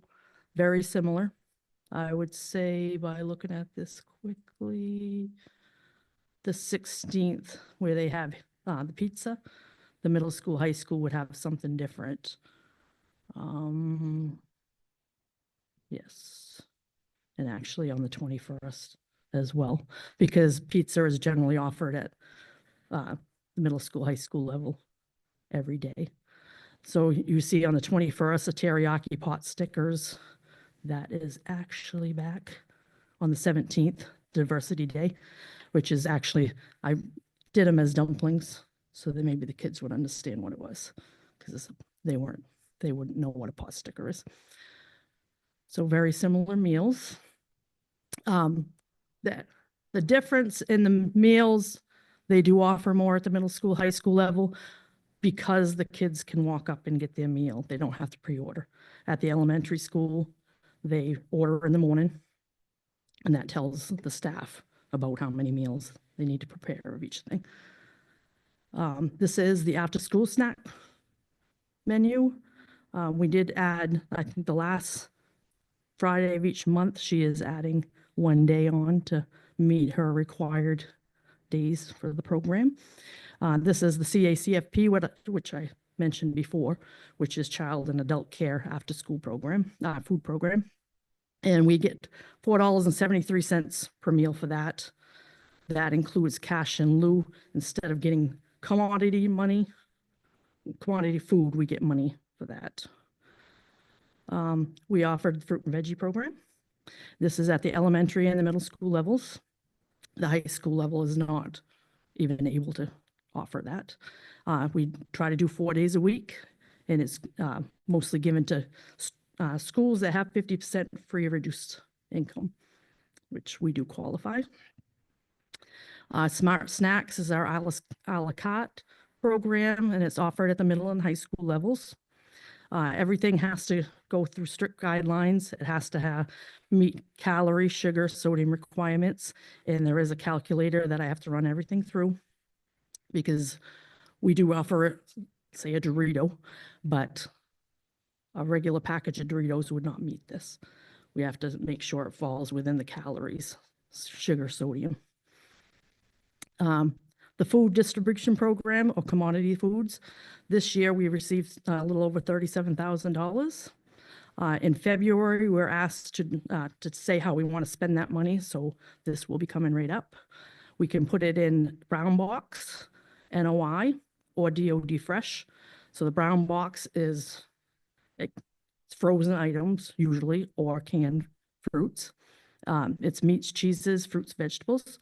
NOI stands for net off invoice.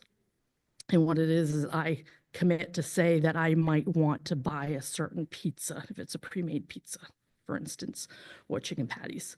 DOD fresh is fresh produce, which comes on a 18-wheeler. And we actually came today, and it came to the middle school, and he stacked it above the door that I couldn't even get it down. So I had to have a staff member come in and help. Federal and local foods fund, we received only $894. This was actually left over from last year's money. This is federal money that was 100% reimbursed I used everything for milk purchases. The state local foods fund, we have $5,500 that we can utilize. And if I go through a Maine farm, and it does not include your milk, a Maine farm or a producer in Maine, because I can order it through Dennis Paper. For every $3 I spend, I can ask for $1 back. So we use it for local meats, apples, squash, other produce. Our free and reduced numbers. So we had 318 full pay students, which I say full pay, but there is no payments. 52 reduced eligible students and 354 free eligible students. The numbers did go up this year because they changed the formulas, because children that were on main care, if they were within certain guidelines, they met this year. So that really put our numbers up. And again, there is no cost because the state picks up the difference. And that's it. That's all I have. Yep. And in the after-school snack, it was to buy it, or was No. that free as well? We don't charge, the only thing that we charge for is the a la carte. That is, it's a supplement to our income, a la carte program. So when we offer snacks, but not after-school snacks. So the after-school snack is run at the elementary school, Okay. and that is reimbursed. There was one of them that said you could purchase. Which one was that one? That was Smart Snacks. Okay, that's what I want to know. Yeah. What's the price of that, or is it vary? It varies by the price. Generally, it's like 50%, but a lot of it, we don't put 50% markup on it because Okay. we want to make it so that the kids can buy something. Okay, thank you. Tina? So I have a question, just Yep. because at the beginning of the year, we had some parents and some citizens that were concerned that the food was very different from the elementary school level to the middle and high school, but the calendars you showed us, they're similar. So why is the food at the elementary school so different in their view from the middle and high school? It shouldn't, a lot of time, I can go back and show you other ones, but most of the time they do align. The only time that it's basically different is pizza. If we offer pizza at the elementary, because generally they offer it most days at the middle and high. So when I put it over there, I put like a make your own sandwich bar, potato bar, pasta bar. I put something like that on So, here. okay, so I guess I've seen it too, because I have kids in the elementary school Yeah. and the middle school and the high school, and the quality is different. So, very different. so if it's, say shepherd's pie, everybody's getting the same shepherd's pie. Are they It cooked actu- at individual No. cafeterias? No, it's middle school, the same thing here. Everybody gets the same I thing. meant, is that shepherd's pie cooked at the middle school and distributed? Yes, or- yes. Oh. Yes, they are getting the same. And are It the is all younger the same. kids offered alternatives? Say they order something, they try it, and it's not what they thought, because especially with the younger They kids. should be off, they should be, yes, able to get something else. Hmm. But I do off, usually, well, not say usually, they always have 2 items. I have tried to vary the second option quite a bit this year, Yeah, so it's not always a sandwich. I would love to go to 3. I would like to have a sandwich as a third option in the future, so that we'd hit something that the kids want. But yes, the middle school does the big meals, and they ship them to both of these schools, the high school and so the they're elementary. pre-cooked. Not always. So tomorrow it is Italian Dunkers. No, that was today, sorry. Today is Italian Dunkers. She prepared it at the middle school, shipped it out, they had to heat it, that's all. I think sometime at the elementary, it's just the time that it takes for them to come through and that it's sitting. I mean, a little bit. So is there any way we can improve that? Because it's an obvious issue, or where parents wouldn't be complaining. That is one of my goals, yes. Okay. Just to go along with that, I had heard that the way they serve at the elementaries, like COVID time, it's sitting there ready. So by the time the kids come, it's cold. So years ago, we did have a salad bar. I would love to get the salad bar back. They did, the problem with having the salad bar is it takes a long time to get those kids through. No, So I'm that- talking about their meals are ready Right, and they're sitting there. right. And that's they're why they're getting cold. doing, that's, yes. And no one wants Yeah. to eat No. cold food. We should not be Yeah. serving cold food. I just Yeah. feel we Um, need to. I know they did reorder because they have a heating lamp and they have replaced that recently. Because I'd heard they're doing it like COVID, so it was not conducive. Yes. Natalie, you had your hand up earlier. Yep, a couple comments and then a question. So I do echo and share the concerns that have been raised because I do think that there is a difference, while not in the menu items, but in the quality that the kids are, what the kids and staff are actually getting at the time they're eating it. So I think that it is an opportunity to improve what we're serving at the elementary school. Another comment, a big kudos to your team and a thank you for your team at the middle school that has put together some snack bags for athletes that have had long bus rides over the last few weeks. I know Ellen, they've put together some snacks that the kids have been able to take, and that was on, they took the initiative and ran with that, and it was very much appreciated. We had some teenage boys that won't turn down an extra snack or two, so that was great. I guess my question is, historically, when parents were paying for lunches, we've always had a challenge covering the total cost of the nutrition program. How has that changed? Has it changed in light of the government paying more and parents not paying for meals anymore? Like, has it helped, I guess, the district or not? Has it changed What things? really helps us is more kids eating. The more kids we have eaten, the more money we get back. Even though we're paying it out in food, it still balances. So last year, I believe we took 90,000 of our 205,000 that was allotted to us. So it has went down. Yep. So I think I would love to go back to the salad bar. The problem, why that did come about is the timing of trying to get the kids through. It was like we had kids that weren't having enough time to eat. So we went in that direction. And they do not have the options because they have to pre-order. Well, I'm less concerned about a salad bar. I'm just glad that you're able to feed all the kids. I mean, because I know Yeah. it's a lot. No, really just the salad bar would be rather than, so at the elementary, they put everything on the tray Mhm. rather than probably your child's not going to eat broccoli.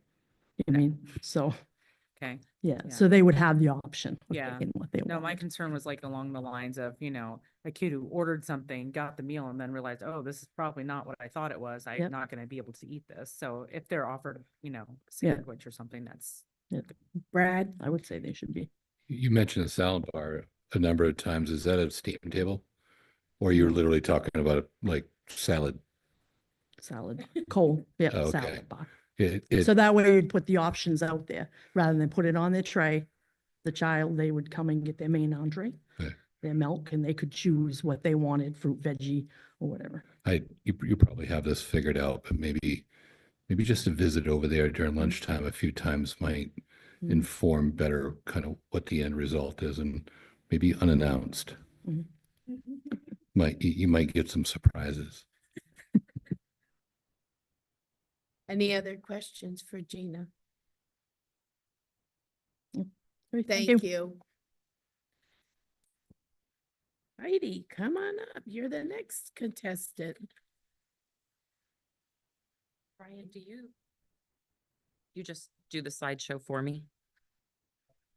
This clicker? Okay. Haven't used it before, so good luck.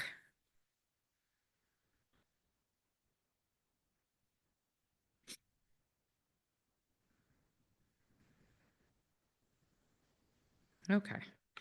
Good evening. I'm just going to start with a few updates regarding special education. So currently we have 137 students across our district identified with active IEPs. This does include our out-of-district placements. We have 10 students placed in either our regional day treatment program or in a special purpose private school. With a total population of 715 students, that puts us at 19% for our student population being identified with a disability. The national average is 14.7%. The state of Maine average is 19.5%, and we are the 4th highest state in the nation in terms of disability identification. Some of this is based on how the state of Maine is identifying, and they're working on some of that, just so that you know, but I did want to make sure you had that information. So far this year, we've had 12 students with IEPs transfer out of our school district, and we've had 22 move in. So when you say we have a good reputation, I think we do. There are certainly every year students that are kind of moving across the river to join us or asking for superintendent's agreements to be here with a RSU 56. So far this year, we've had 14 referrals with students questioning whether there is a disability impacting their access to their education. 3 of those referrals have actually qualified. We have 11 still in process. And some exciting news is that we do have 3 students currently transitioning back into our public schools from WFRP. So that is excellent. I think I said this last year when I spoke to all of you when we had a couple of students transitioning back. That can be fairly rare. I worked in a prior district for almost 10 years, and I think I was aware of maybe 1 student, 2 transitioning back. So it speaks to the excellent work that's being done in our regional day treatment program, but also it speaks to our administrators and our teachers and our ed techs and all the folks that are helping support those successful transitions back into our public schools. Oh, I gotta remember. So I just thought I would take a minute to kind of talk about special education services when you see those on an IEP and some of the things that can be included. So we do for certain students, and this is really individualized and based on an IEP team coming together, which does include parents to kind of think about what the needs of a student are. But we will offer specially designed instruction in reading, writing, and math, social skills, and then we have our related services. So those are services that a student requires in order to make progress on their IEP. And that can include things such as speech, occupational therapy, social work services, physical therapy, and those are also determined by the IEP team.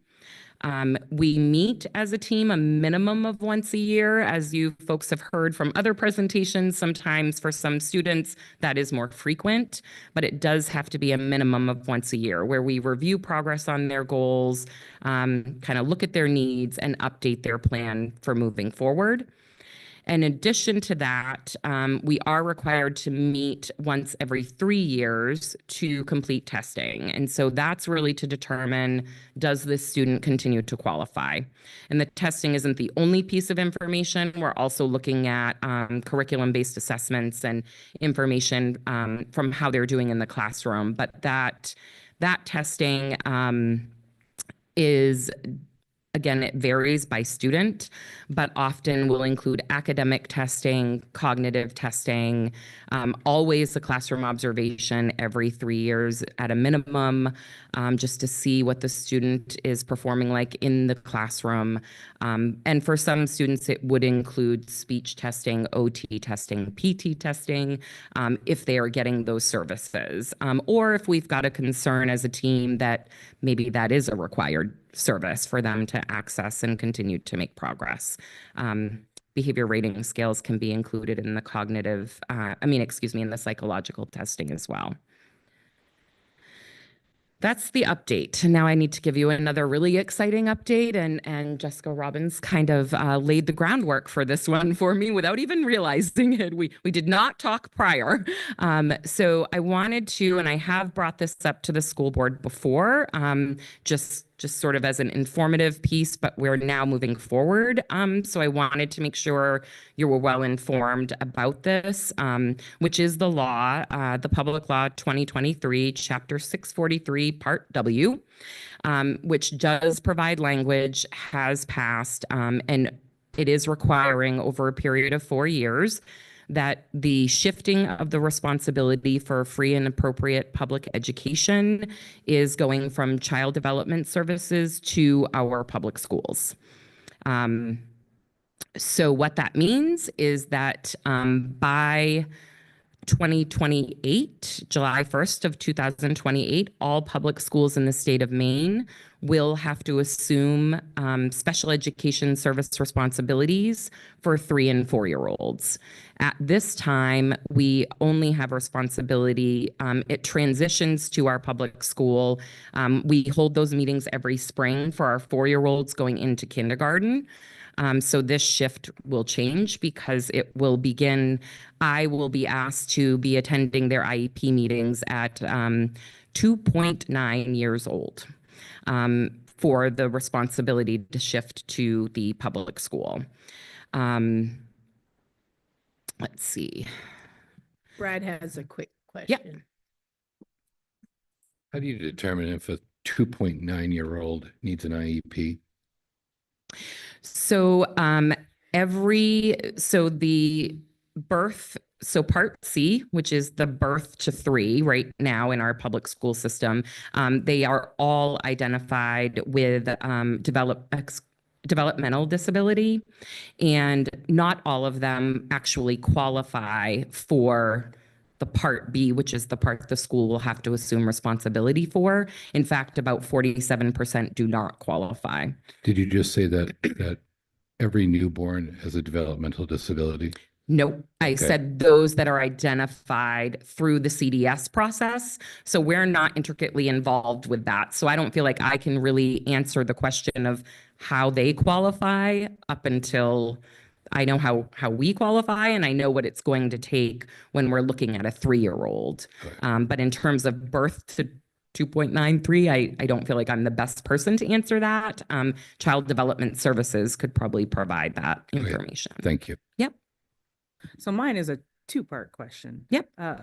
First of all, is this a state law or federal law? So this is, we're one of very few states that aren't already doing this, and the feds are, we are really in violation as a state of the IDEA, which is a federal requirement. Okay, so then my second part is, so you're telling me that the government agencies are coming in from birth and intervening themselves into children's lives and parents' lives with the children? Nope. What I'm telling you is that if a parent or a pediatrician, for instance, has a concern about a child, that there may be a disability, that they're not meeting certain developmental milestones, birth to 3, then typically at this point, a doctor's office might refer to CDS with concerns. And then CDS has an evaluation process that they have to go through. There's a five-part, again, I'm not trained in that because that's not been what the public school is doing at this point. But they do have a process that they must follow that's all written in law and regulation that is federal. Okay, and the parents would have to be agreed upon. Correct. Yep. And I would like to say that, as we're talking about this and there are so many details, I'll probably have to come back for part 2 with more information for you, because we're just at the beginning phase as for our district. But again, not all students will qualify from that Part C into B, and B is the part that the public schools are going to be required to assume for the 3 and 4-year-olds as of July 1st of 2028. Carl.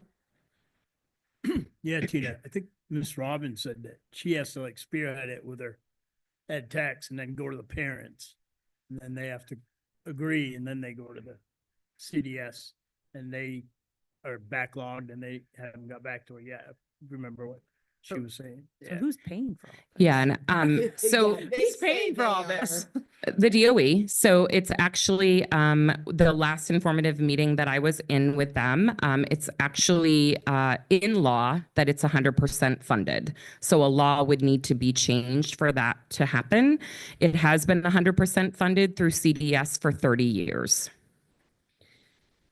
Poor Heidi, you're here with, when I went to a workshop in October over this new law, CDS, they were there. And I said, you guys we can't find speech teachers. We have, everything is so how is that going to benefit us taking on the responsibility? And they go, well, we're going to help. When I listened to Jessica, meaning that at least, would that give you over the 4-year-olds to get the ball rolling? So we're not sitting there holding our hand. I know they got in trouble because they have not done what they're supposed to do. So I think if I get further along in the slides, I'll be talking about some of the benefits of that. But I do think it's important to note that there are really, CDS is working really hard, but the reality is they don't have a general education setting to draw from. And that's why we're really in violation of FAPE, is because we've got people writing plans for students that have never met them. I can't count the number of times that we have had students coming into kindergarten. I know nothing about them until May, and they're arriving in our school in September, and they've received 0 services, and they've had an IEP for a year and a half. There's open acknowledgement that there's a lack of resources for CDS. I can tell you in recent transition meetings, I have said, hey, I think you're contracted with Maine Health because that's who we use for speech. I'm pretty sure they have openings to help this student. And so I've had to kind of really get that ball moving for some of the students that have received no services. And what can be really hard is you have parents coming to the table, meeting your school district for the first time, already very frustrated because their child has not received services that are on their IEP. So I'll speak a little more about my confidence in what I think we, in the position that I think we're going to be in when we move forward. So this talks about the provisions in the law. I have already spoken about the transition by July 1st of 2028. Preschool special education services will be provided through our public schools or contracted partnerships. For some school districts, you need to work with you could even provide these, say, for a 3-year-old in a daycare setting, but the daycare setting has to be rated a particular star, and we do not have any in our school district catchment area. So for us, that wouldn't be an option, but for some districts that can be to, say, push in their speech provider into the daycare setting for a 3-year-old to provide what's on the IEP. I spoke about the 100% funding. They are also working on their high-cost preschool placements. So if we had a student that needed an out-of-district placement, that too would be funded. They will fund administrative costs as well. They are going to have what they call service hubs. So there would be a CDS service hub that we would work with. I think the model that we're considering is that service hub would be responsible for child find for these 3- and 4-year-olds, and then we would step in at the time of referral. So we as a district would have the ability to get those evaluations completed in a timely manner and make sure that we've got services up and running. I have spoken to Maine Health, who we have been working with. I think they were part of 10, doing some work with 10 prior to the split. And I know that in the last 6 years, they have provided our telehealth speech, and I'm happy to report that's going very well.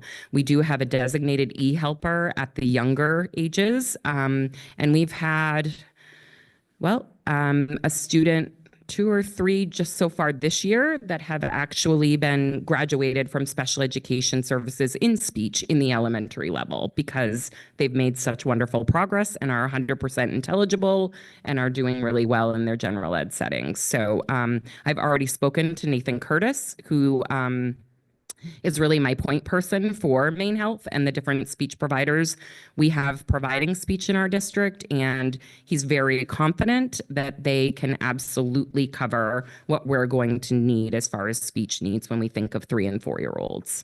So we've already kind of talked about that. We have submitted our application for cohort 2, which would mean we would be on board for this as of July 1st of this year.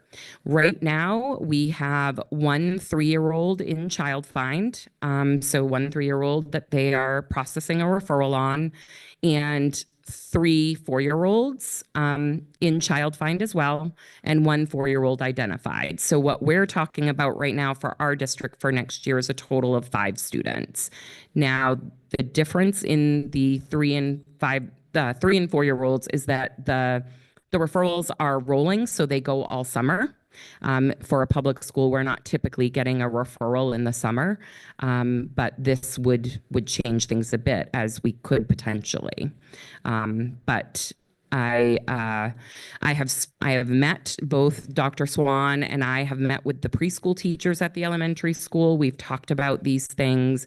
We had a DOE representative come into our school and look at our preschool classrooms. And I will say, to credit Jessica and Kelly, they were so impressed with what we have in our preschool classrooms already, because that's another piece that is happening as part of these early cohorts, is the DOE is going in and evaluating, hey, what might we need to support a 3-year-old to come into our preschool setting?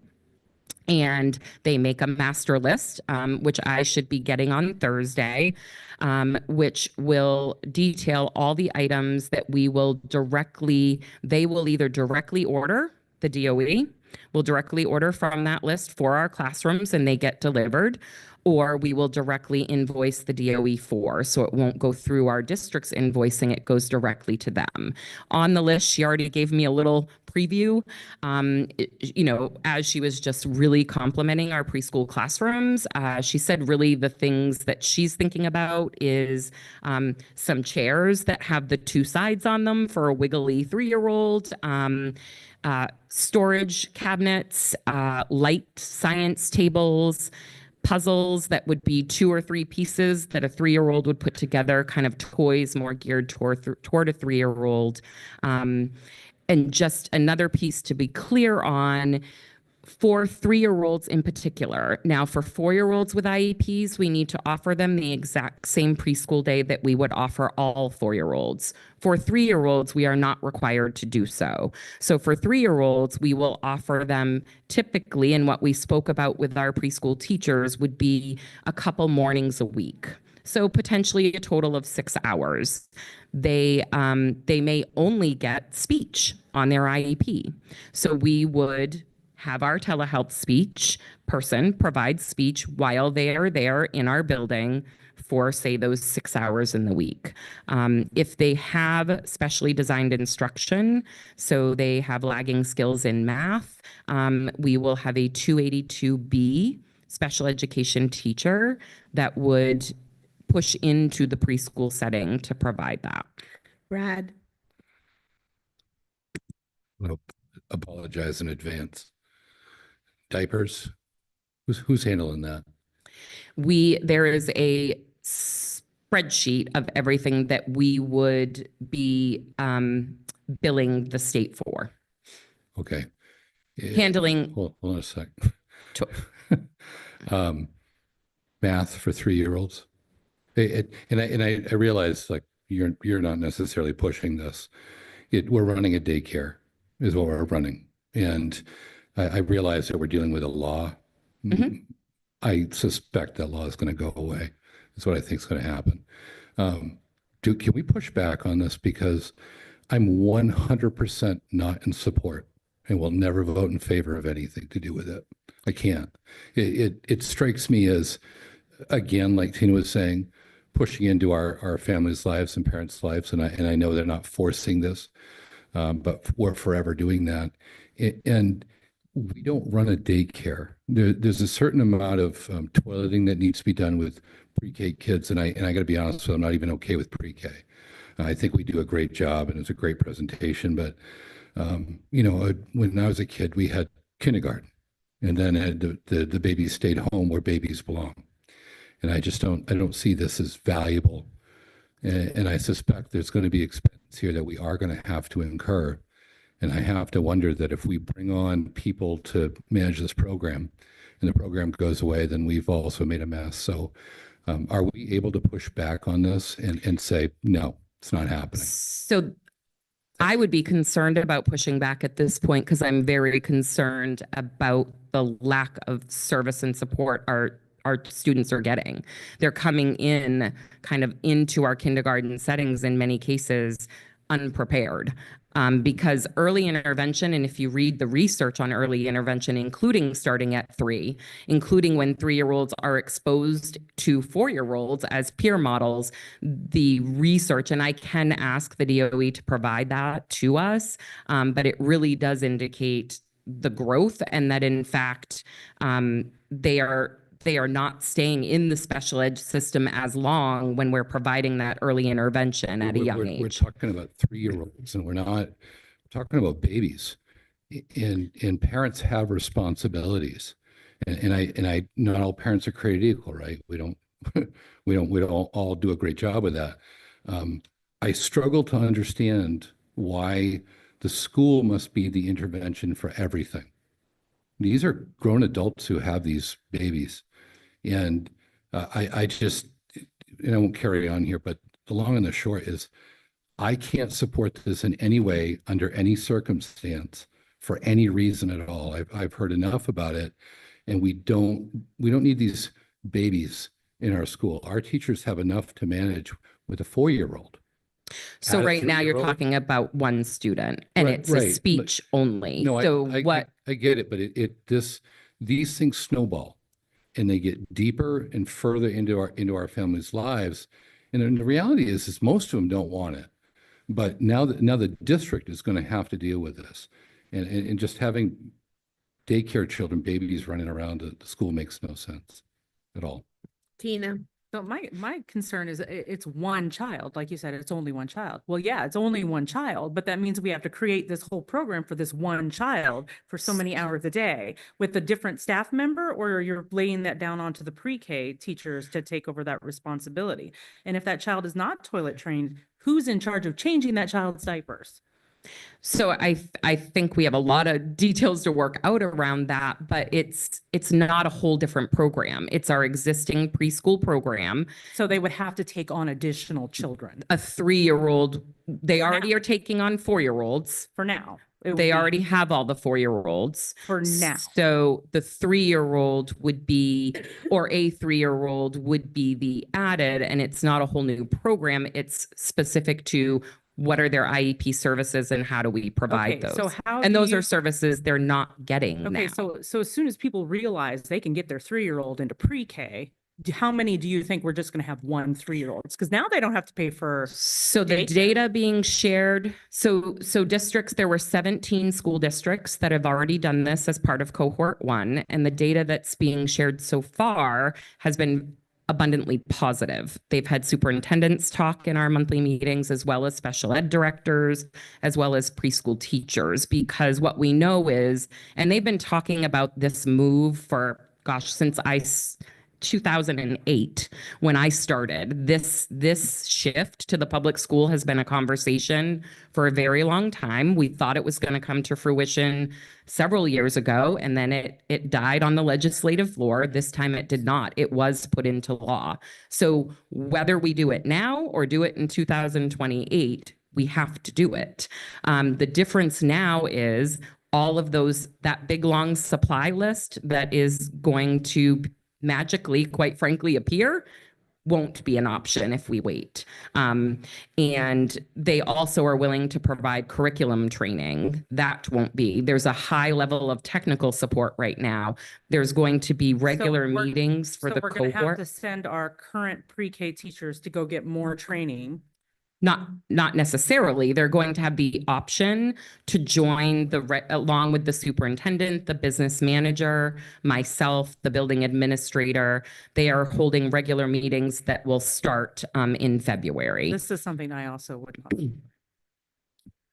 love. Liz, then Nat. Yeah, I think it's a really good program that we've got already, and the teachers and ed techs that are there are doing a great job. Just seems like going to throw a wrench into the whole system. Not you. I didn't. Well, there is you- a wrench, right? So the Eh. wrench is that we have students showing up, or we have students that that are already in our pre-K program at the age of 4 that are, melting down, falling apart, have no services, have no evaluations done. There was a circumstance last year where Mrs. Robbins identified a student had needs, and it took actually until the fall of this year for that evaluation process to be finished. So we, meanwhile, are struggling in the classroom to support this student with no services or support, no funding behind it. And we had to complete the evaluation as a school district anyway this fall.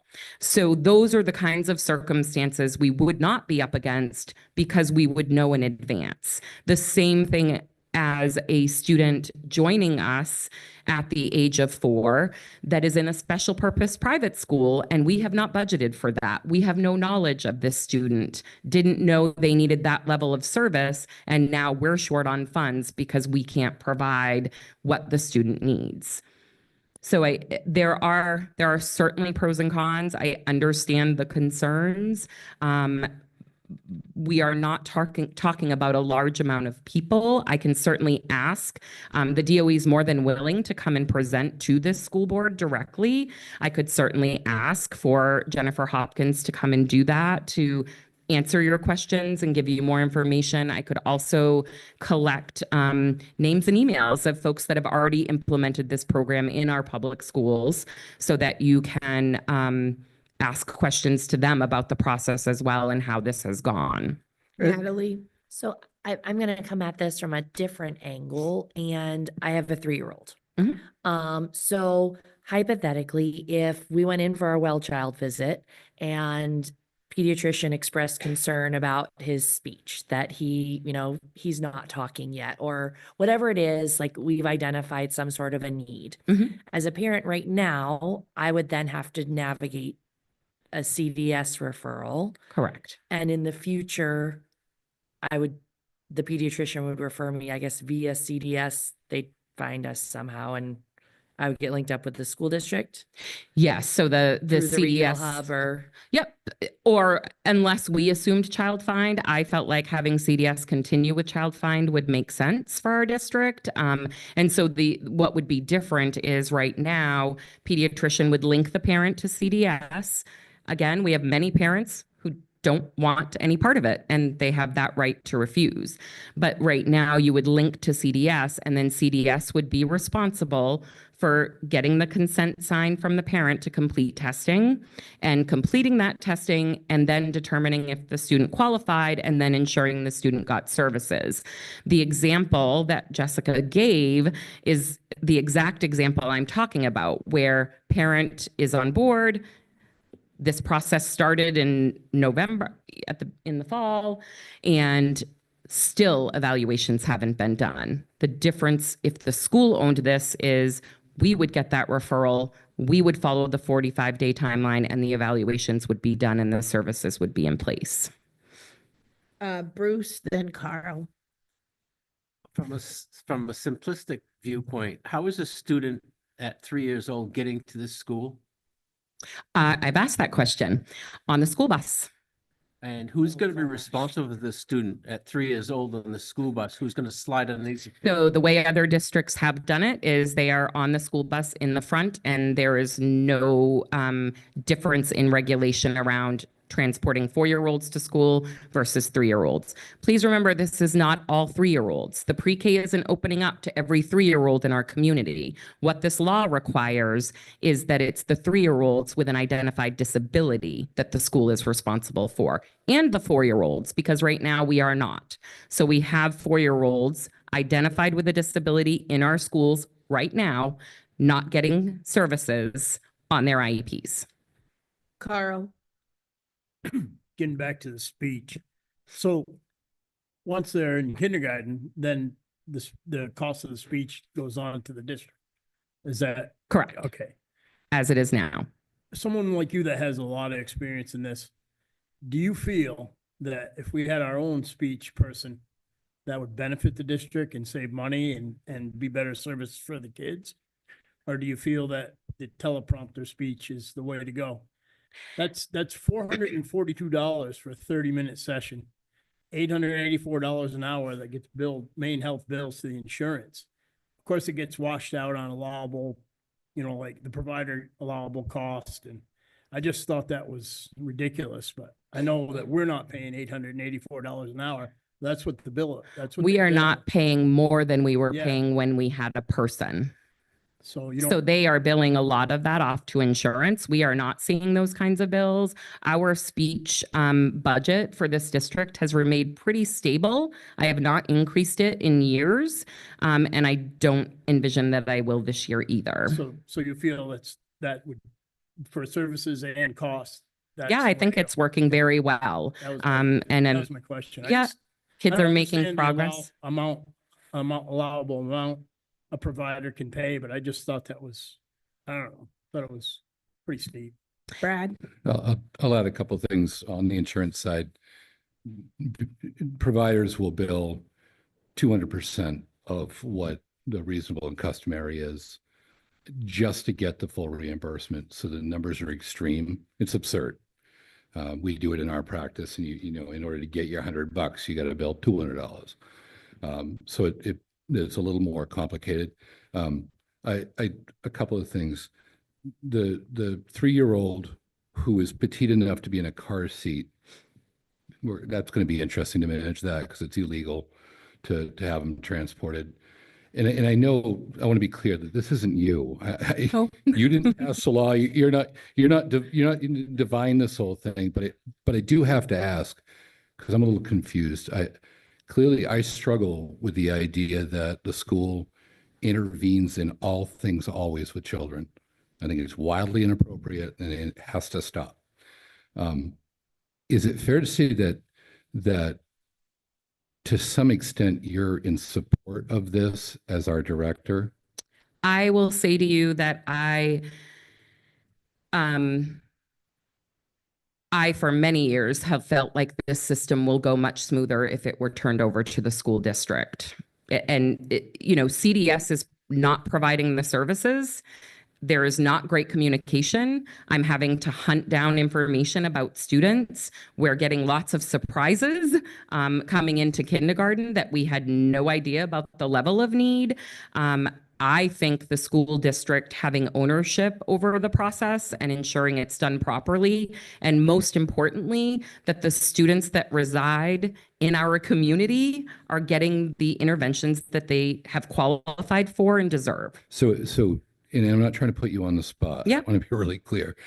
Is it safe to say that there's the law and you're responsible for making sure that we are compliant with the law?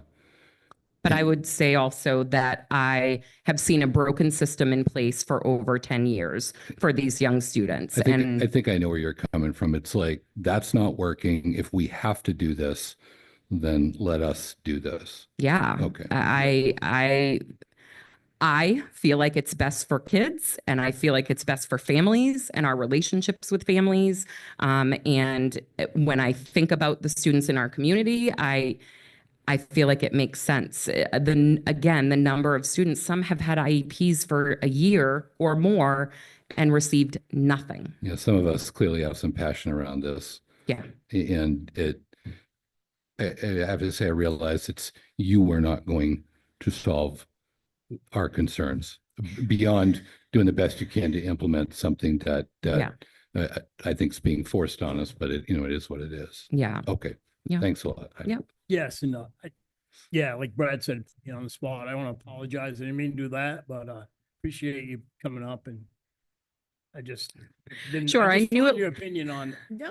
I knew it was going to be a hot topic. Yeah, I know, but- And I, you know, again, I really want to be transparent with the board and make sure everybody's informed. I am working really hard to make sure all the critical players in this, the preschool teachers, the building administrator, Pam, Mary from Biz, you know, that we're all really feeling comfortable with it and on board with it. And I will say to you, the funding formula is outside of our EPS. It is a separate formula.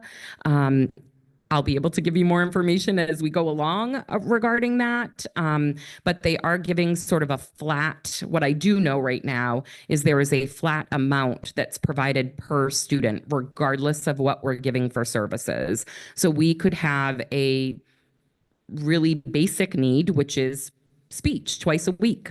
And we're going to get the same funding for that student as a student that might have really extensive needs. Now, where they'll help us more. So what they're figuring is that that's going to weigh out eventually. But then they also have in the formula that any high cost beyond what they've allocated would be funded as well. I just want to say it's just the frustration and it is that they keep passing the buck. Well, the school can do that. The school can do that. Your government is failing, a department is failing. They're not doing their job. I've read they had violations. They couldn't, well, it's all the work. People were losing this.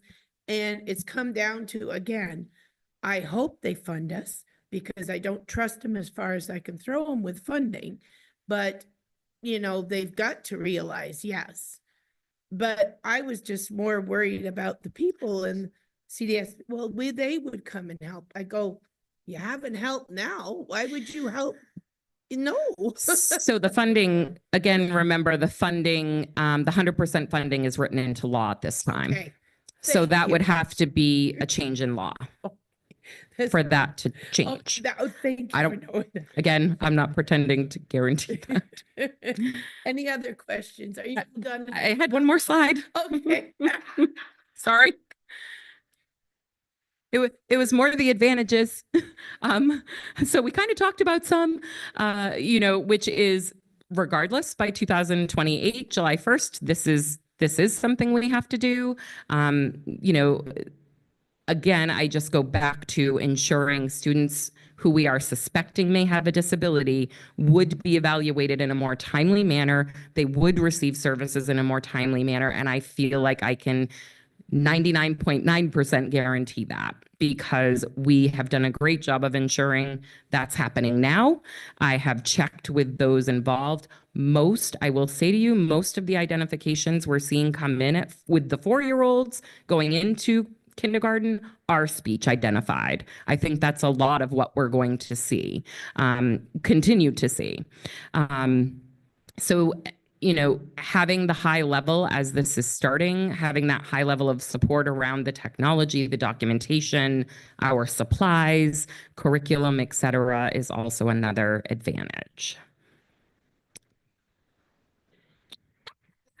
Do I dare say any more questions? Any other questions? Well, I hope you realize you were the one that let it all out. Well, I felt like I tried to warn you, but I didn't give as much detail as I'm giving tonight because, you know, and I think you would hear from our preschool teachers as well that this could be a real positive as far as their experience. And Jessica was pretty clear of this is just one example this year, but there are years of examples of similar situations where, hey, we get this student in preschool and we know there are needs there.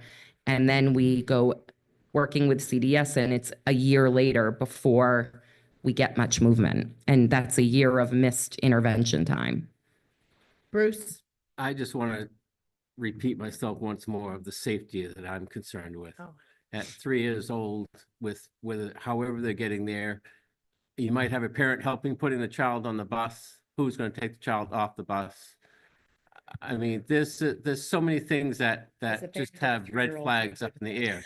So I a am not lot red of, flagging your part of what they're needing. yep, My red flag is how it's going to be delivered. yep. I think it's And the not delivered logistical at the school, but challenges the of that process, age the group, whole like the process in between. 4-year-olds already in the building. I do agree as a parent of a 3-year-old. But at the same time, sorry, I think 3-year-olds do present logistical challenges when we think about being in a building and working with even 3-year-olds versus 4-year-olds and that difference. Like, I will come back as a parent of a 3-year-old, though. We haven't been in this position, but I can imagine it's pretty frustrating if you're trying to help your kiddo, like if you know you've been referred for speech and you know your kiddo needs support and you're trying to navigate that and not getting anywhere.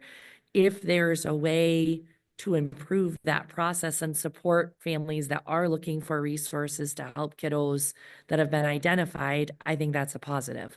Yeah. I am concerned about the logistical implementation and how that all works. Yeah, and I think I have a lot to still learn about all of that. What I will say to you that's just been shared in the brief informational, and that's all I've been involved in so far is those informational meetings, is that a lot of parents of a 3-year-old opt to bring their student to and from. So that's an option as well. Bruce, do you want to finish up? But the way other schools are doing it now is those 3-year-olds are getting on the bus and they are sitting up front with the 4-year-olds. In our situation right now, if the one in referral, we're talking about one, and that might, again, parent may opt to bring their 3-year-olds in. And I think there's room for conversation around that and for me to have a better understanding how this looks when it's in practice, because there are not regulations in place. Food is the same as your 4-year-olds for 3-year-olds, and transportation. That part I have confirmed. Yep. Don't you like pre-screen them in the spring? Like preschool, yes. Do you guys interview the? We do kindergarten screenings. Yeah, no, nothing for preschool. They do You pre-screen, yeah. Yeah. So you'll have an idea what, yeah, I just wanted to point that out. Yep. Okay. You did good. Thank you. Thank All right, you. thank you. I know. And now poor Camden needs to go. I was gonna. I know. Are you excited? How are you?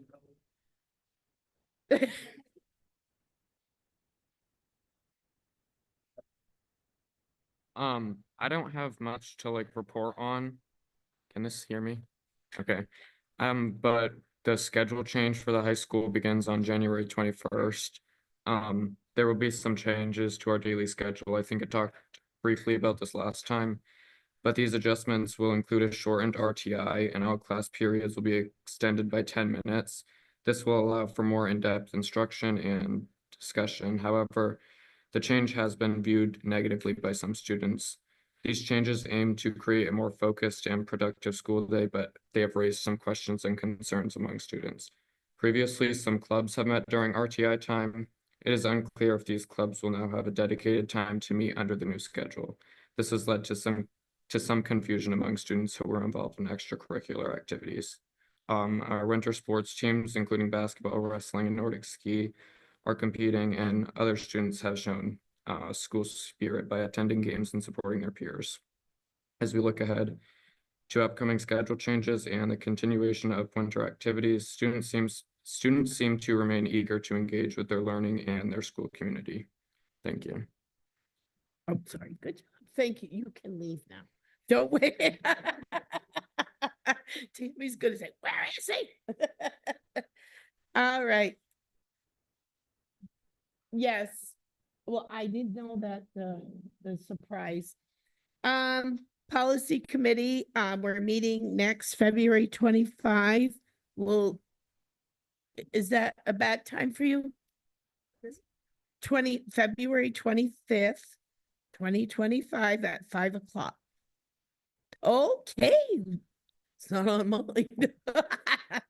Finance Committee, Carl? I know technology's already started their budget and I gotta apologize. I don't even know when the next meeting is. Pam, can you help me there? We don't have one scheduled yet. Okay. I thought it was, I know I have some issues with remembering things, but I thought it was getting worse, but. So like, See, you don't. You're but on the ball. all right, that's it for finance committee. All right. Curriculum Committee? So I've had a number of conversations with Jason without going into some deep detail. We're trying to figure out, and I might as well kind of socialize this issue right now. We've got materials on hand, actual physical textbooks and materials to teach kids for a number of years in advance, but there's going to be a need. Him and I had a good long conversation yesterday, a need to start putting into the budget the purchase of some textbooks. And I think there's some consternation about budget, of course. And I certainly didn't make any commitments on behalf of the board. But I suggested, and that's why I'm saying this now, is the board would probably find it a problem if we chose not to get textbooks for the very thing that we're in school to teach them. So Jason's very thoughtful, and he will at some point be presenting some information of what that ramp up, essentially a savings, would be, and I hope board members would be thoughtful when I'm sure we will, but that's the big thing right now, and we're also working on some science curriculum, so more to come. Yes, we do. The 28th, according to Liz, it is on my calendar sometime before the meeting. Okay. Buildings and Grounds, Don? Yeah, we met last Friday at the garage. They had a bus on the brand new lift, showed us how it worked. We toured the rest of the building, looked at the work that Kenny's crew had done. It saved us about $78,000 by doing the work in-house. We spent a lot of money getting the garage built, but I was very impressed with what I see. Yeah. And I think now we're going to start to recoup some of that money. It's not going to come in as fast as we spend it, but at least we're on the right direction. I think Kenny has done a good job. We met with Kenny. He explained what he had locked in for prices on different fuels and everything else. And we're going to be taking up some of the issues that's coming up. Some few things we got to do for maybe the radio system for the buses and stuff like that. We're still discussing that. But I think overall, I'd like to say that Kenny and his crew have done a fantastic job getting that building ready. And I'm very proud of what we have. Thank you. Bruce, negotiations? We've been meeting most Wednesdays unless I can't be there because of Region 9, but we'll be continuing tomorrow night.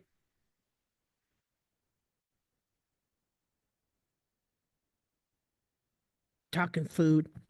Personnel Committee? Nothing. Adam? We had a meeting. We don't have anything scheduled at this point. I think we were just going over data the last time. We're going to enter into executive session pursuant to 1 MRSA subsection F for discussion of information contained in records made, maintained, or received by a body or agency when access by the general public to these records is prohibited by statute. Can I have a motion, please? And a second. All those in favor? Okay, we give it a few minutes. I